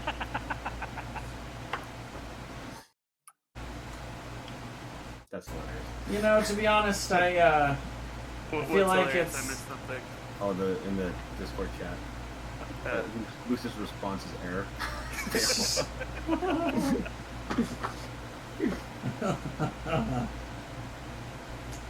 I feel like my destiny isn't out on a large war field. Not necessarily interested. I mean, as much as I definitely want to go see Sir Andre again. I think he'll understand. He's known me for a long time, and you know, I feel like we can do something more influential than simply, you know, training people to go into war. It's not really.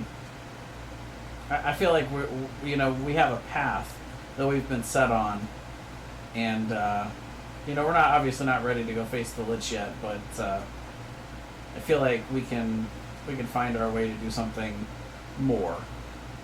And I look at French and I say, I agree. The slavery thing has been bothering me. Well, perhaps we can find a way to venture out into the world, and maybe try and influence that specifically to end slavery, but not necessarily join the war. I'm gonna look over to Lucius. Agreed. I'm not interested in going in a war party myself. Maybe Sir Andre will have some information about where he was taken and where they were kept. Maybe we can try and take down the group that had raided and kidnapped him. Hey, Lucius. How come you're able to fight the creepy fish mind slaves and free those guys, but you can't fight the evil elf guys with their slaves? Lucius's eyes are actually glazed over black, and he's looking at the sky like he does not hear you. I don't know a lot of politics, but I mean, I don't get that. I love that It's Corbin like- just looked at me and talked about. And we were like, You may oh, not be there, but he's talking to you anyway. Corbin's just gonna keep sitting there talking to a blank canvas for a while, trying to understand city. He's never really engaged in politics before, so he's just kind of. This is new to him. He's just kind of having his own political debate to Lucius, who's not listening.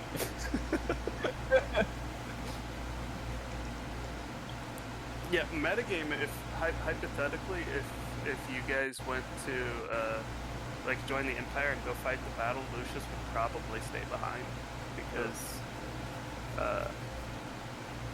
that's like his church will not pick a side because they want to be able to help people on both sides who are suffering and dying and usher them into the afterlife because that's the role of his church. Sure. So Church be destroyed. So then also metagame, we're about to head back to Hastow and then go on whatever venture that's probably going to take, like almost like chapter 2 of this campaign. Meanwhile, we're 5 minutes to 10. We're about to take 3 weeks off. So, are we deciding right now what we're going to do for the next few weeks? Is that metagame what we're doing? Depending on what you guys decide to do, there is going to be a period of some downtime coming up. And I said it depends somewhat on what you guys decide to do.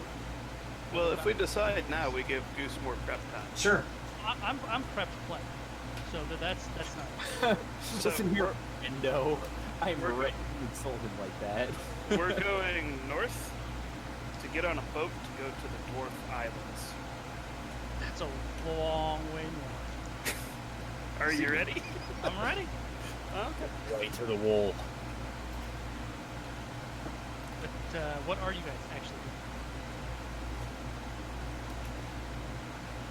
doing? Well, I'm kind of lost because I don't know exactly what we should do, but Well, we'll have to decide something. And if you guys do decide to like fight with the Empire, I can make a new character. That's not a big deal. And Lucius can stay behind at the Tor House, help out there basically, and become an NPC at least for the foreseeable future. But I mean, so the options that are kind of in front of you is you didn't really like go down to mission houses, but there are some like basically escort missions that are pretty easy. Frankly, you guys are over like the options there. So it's basically if you guys want to kind of hang out and be low key and decide to train people for a couple weeks or do a couple of agency escort missions and kind of see what pops up is basically because you don't have a whole lot in front of you. Or if that doesn't suit you, you can try to go find stuff and you can literally go looking for it.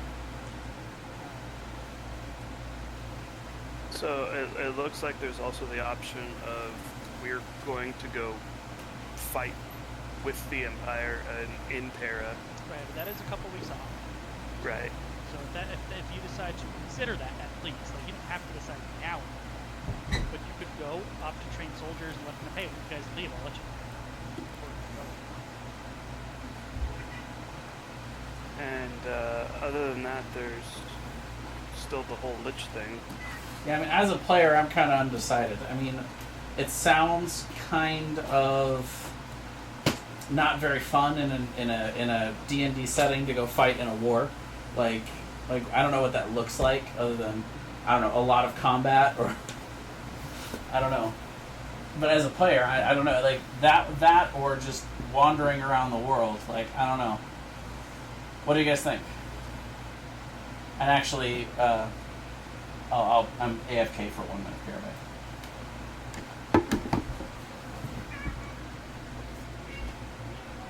Yeah, I'm not actually really sure either.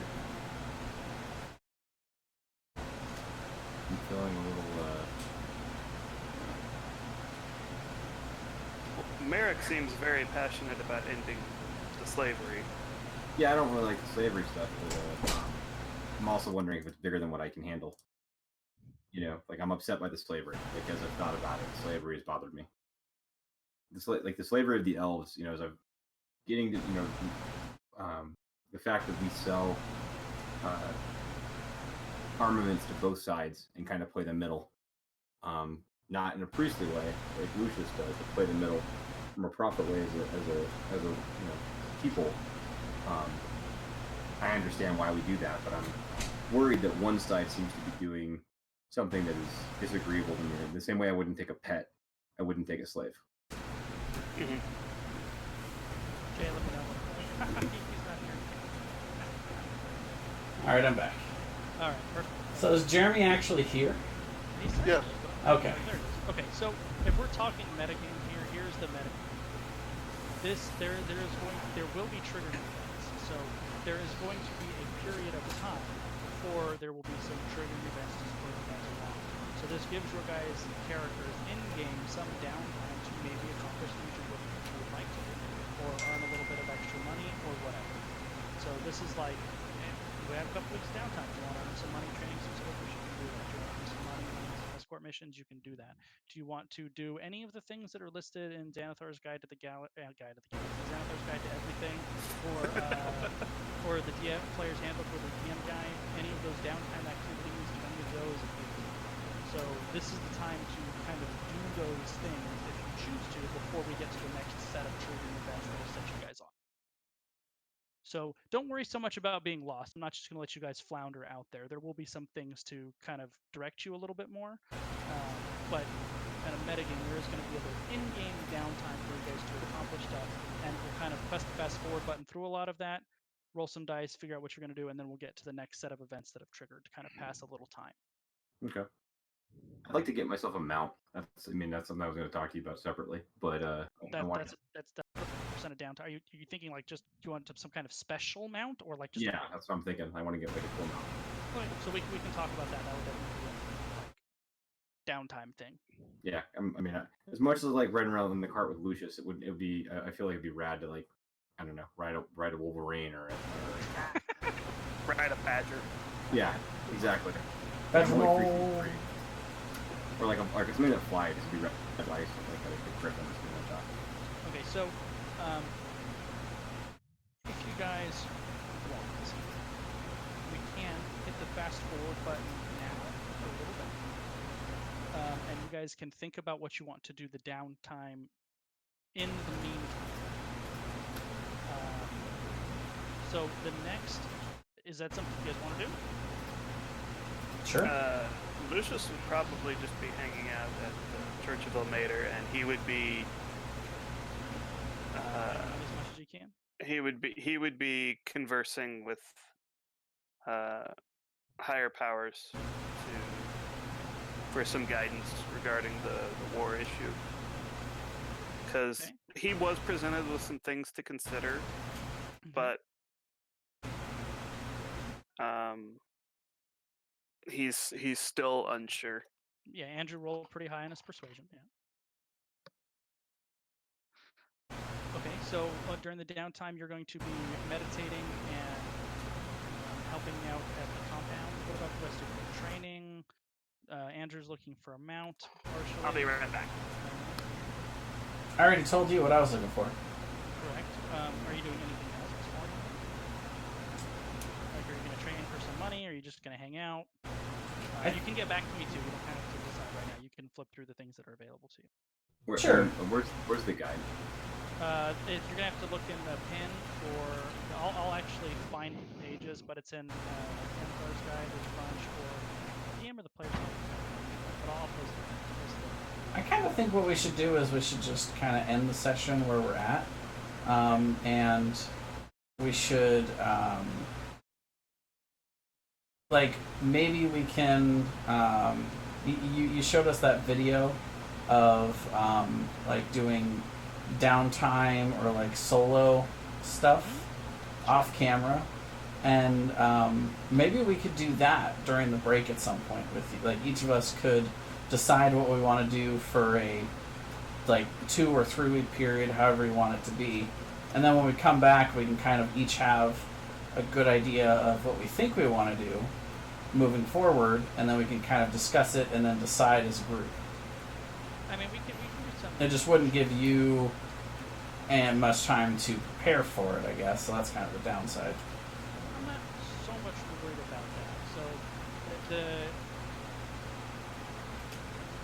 the next big event that will kind of turn the path for you guys, even though it's a couple of weeks out, is going to be that column leaving.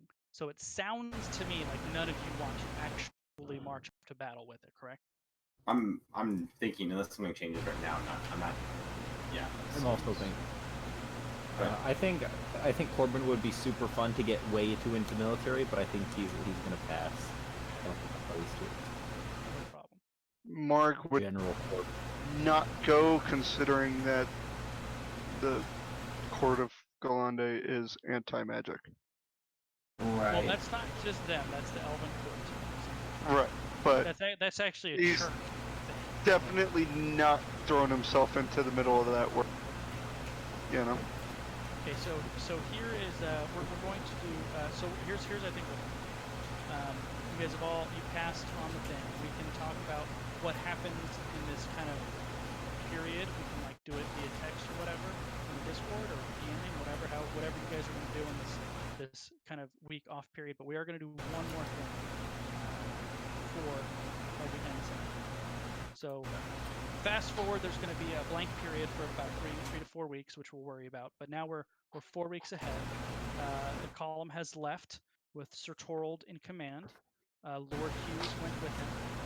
The column was about a few thousand strong. Mercenaries and whatever men-at-arms the nobles could spare had left. They marched off. There was a lot of fanfare. The other thing that happened was in the shanty town, they started recruiting people from within the shantytown, and a lot of people took advantage of that because it was finally a chance for regular pay and food. These people that are starving. So they Recruiting or conscripting? recruited. They did not conscript. Okay. They recruited people from the shantytown. They trained them. They were given regular food and things. So as a result, over the last few weeks, the shantytown has actually shrunk considerably because anybody who was able-bodied, most of them took advantage of this to feed their families and not go hungry. So this column marched away, and now the military camp is definitely sized down. It's a noticeable change in that the shantytown is significantly smaller. There's far less of a military presence in the town, and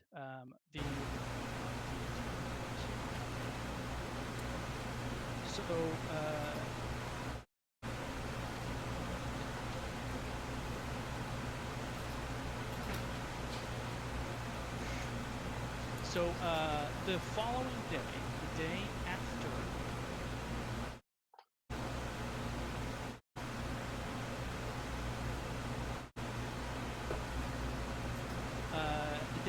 the column leaves, Cranshaw up on the second floor, we'll say in the common road, doing whatever. One of the workers comes up and says that you have somebody who's asking for it down the bottom floor. Okay. So you go downstairs and you recognize the figure as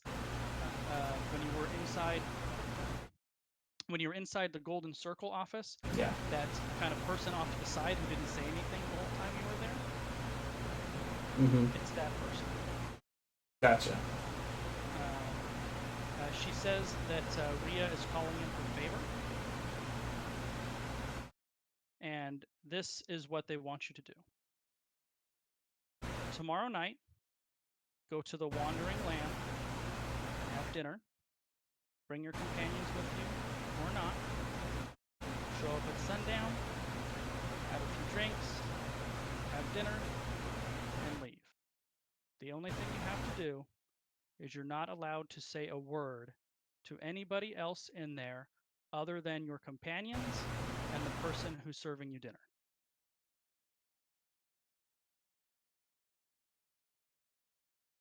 If you do that, the favor is fulfilled. Why? Why does what does that do for her? It's not for you to know. That's the favor they want you to do. They want you to go have dinner with the Wandering Lamb. Your friends go alone. She doesn't care. The only stipulation is that you and your party can only talk to each other and the person who's serving your dinner. You're not allowed to speak with anybody else while you're in there having dinner. If you're able to do that, the favor is fulfilled.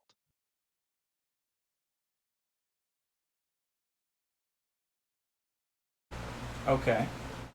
She turns around and leaves. And that is where we'll stop. Okay. Really. Did I miss anything while I was gone? Did you literally just come back? No. Okay. I realize everyone else thinks this is really sketchy, but Corbin's just like, whew, man, that's so easy. We lucked out.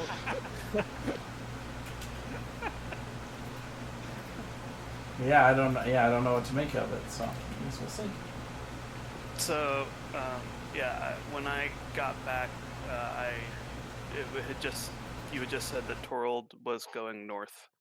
Correct. So Torold led the reinforcement column with Lord Hughes.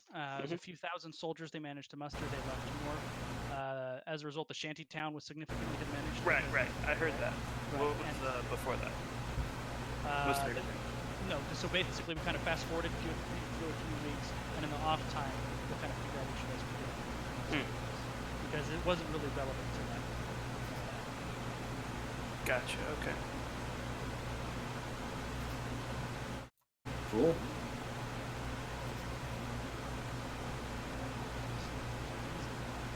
I really don't know what I'm gonna do with the downtime. Like, I feel like Corbin just wouldn't do that much. I mean, Well, there is there is a carousing chart.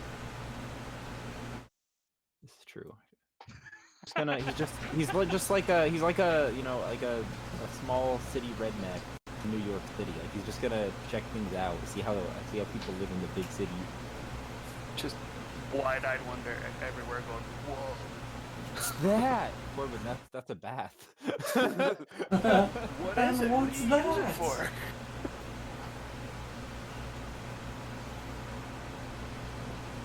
I'm gonna have an interesting time deciding what Lucius does. Well, they didn't run off. Guys, this water never stops. Oh, that's a sink. It just keeps going.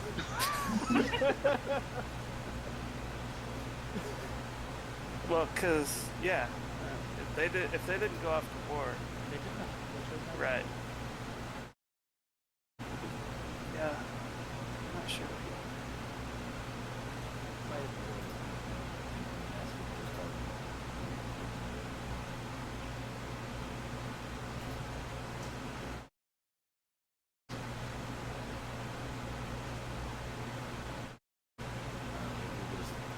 I'll just become like a little big alcoholic. I'll just drink. Go pick up a needs to be game. kept busy because otherwise he just. Yeah, that's what I'm worried about. I'm like, Corbin would do some dumb shit because like there's nothing else he wants to really do right now. So I'm trying to think of things to keep me out of trouble. Because I don't want to be that guy. Corbin will get involved in a gamble.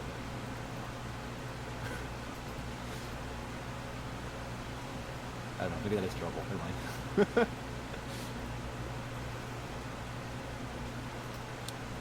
Even more trouble. I'll tell you guys exactly how. Corbin's gonna join the mafia.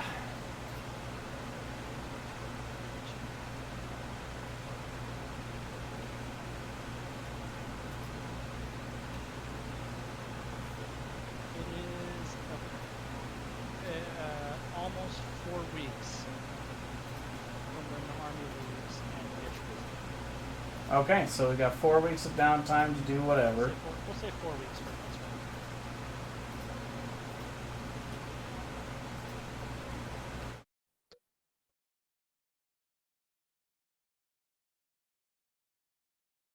and I'm finding the page numbers for you guys right now where this stuff is.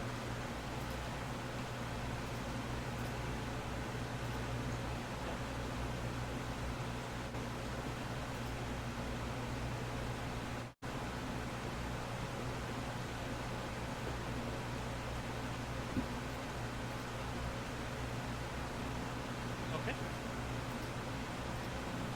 Cool, guys. Well, thank you. And we're not starting again Until the Tuesday afternoon. for January 7th. That sound. Yep. Yeah, so we got 2 weeks off. So Yeah, 2 weeks off from Saturday as well, because I'll be out of town. we have almost as much downtime as we have time. We have to real time. figure out what our downtime is. That's funny. Every day I'll RP what Crunch is going to do. But in real life. Unless they do it twice, you're gonna get 2 days worth of stuff in one day. There you go, yes. You're gonna freak out your work. You're gonna show up and they're like, "Why do you have an axe on your back?" And you're like, "It's role play. Don't worry about it." You wouldn't understand. Totally normal. Totally normal. My friend Axe thought this thing was cool. Oh man. This is so true. And we call that a housekeeping session. Fire! You can't fire me. Have you seen my stats? They're ridiculous. So on this new character sheet, I don't know how to I know how to cast the spells from the spell list, but it's also like it's kind of interesting that they're also on the front page too. Yeah, so the front page has basically all your attacks kind of compressed into one spot. So all your like attack actions will be in one spot. But it doesn't base it off of off the spell. Like when I check that I'm preparing a spell, it doesn't put it there. Or is it just putting all of the attack ones there? I think it just puts all the attack ones on there, but I could be wrong. Okay, but it doesn't seem to be prepped from the. Yeah, no. If it's just on your spell list, it'll probably be up there. Okay. Wrong information, in which case it's not my fault because I gave you a disclaimer. Alright, sure. Casting Thunderwave with level 9 is pretty awesome. 9th level Thunderwave. Yeah. It's just like Force Repulse from like Force Awakens. Yeah. Speaking of which, I'm gonna go see that. I'm gonna see that on Thursday. Not Force Awakens, but Rise of Skywalker. The new one. Yeah. I'm gonna see it twice this week. I do not have plans to see it yet. I might see it, probably, maybe, but I'm not as big a Star Wars guy as all of you. I'm sorry. It's okay. I'm sorry for the way that I am. It's okay, I'm with you there. We'll give you time to figure it out.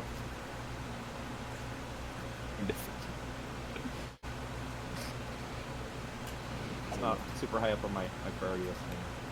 Sure. No, I hear you. All right, let's see. So this is for you. There, I'll ping everyone. Whoops, rip that. Bad. You know, apparently I like the prequels, and apparently that just is unforgivable. That's not unforgivable. It's not unforgivable. It's a good story. It's just a terrible movie. Well, it had actually. It's funny. I read an article today where the guy makes a very compelling case on what could have been a good story using the exact same elements that were presented in the movie.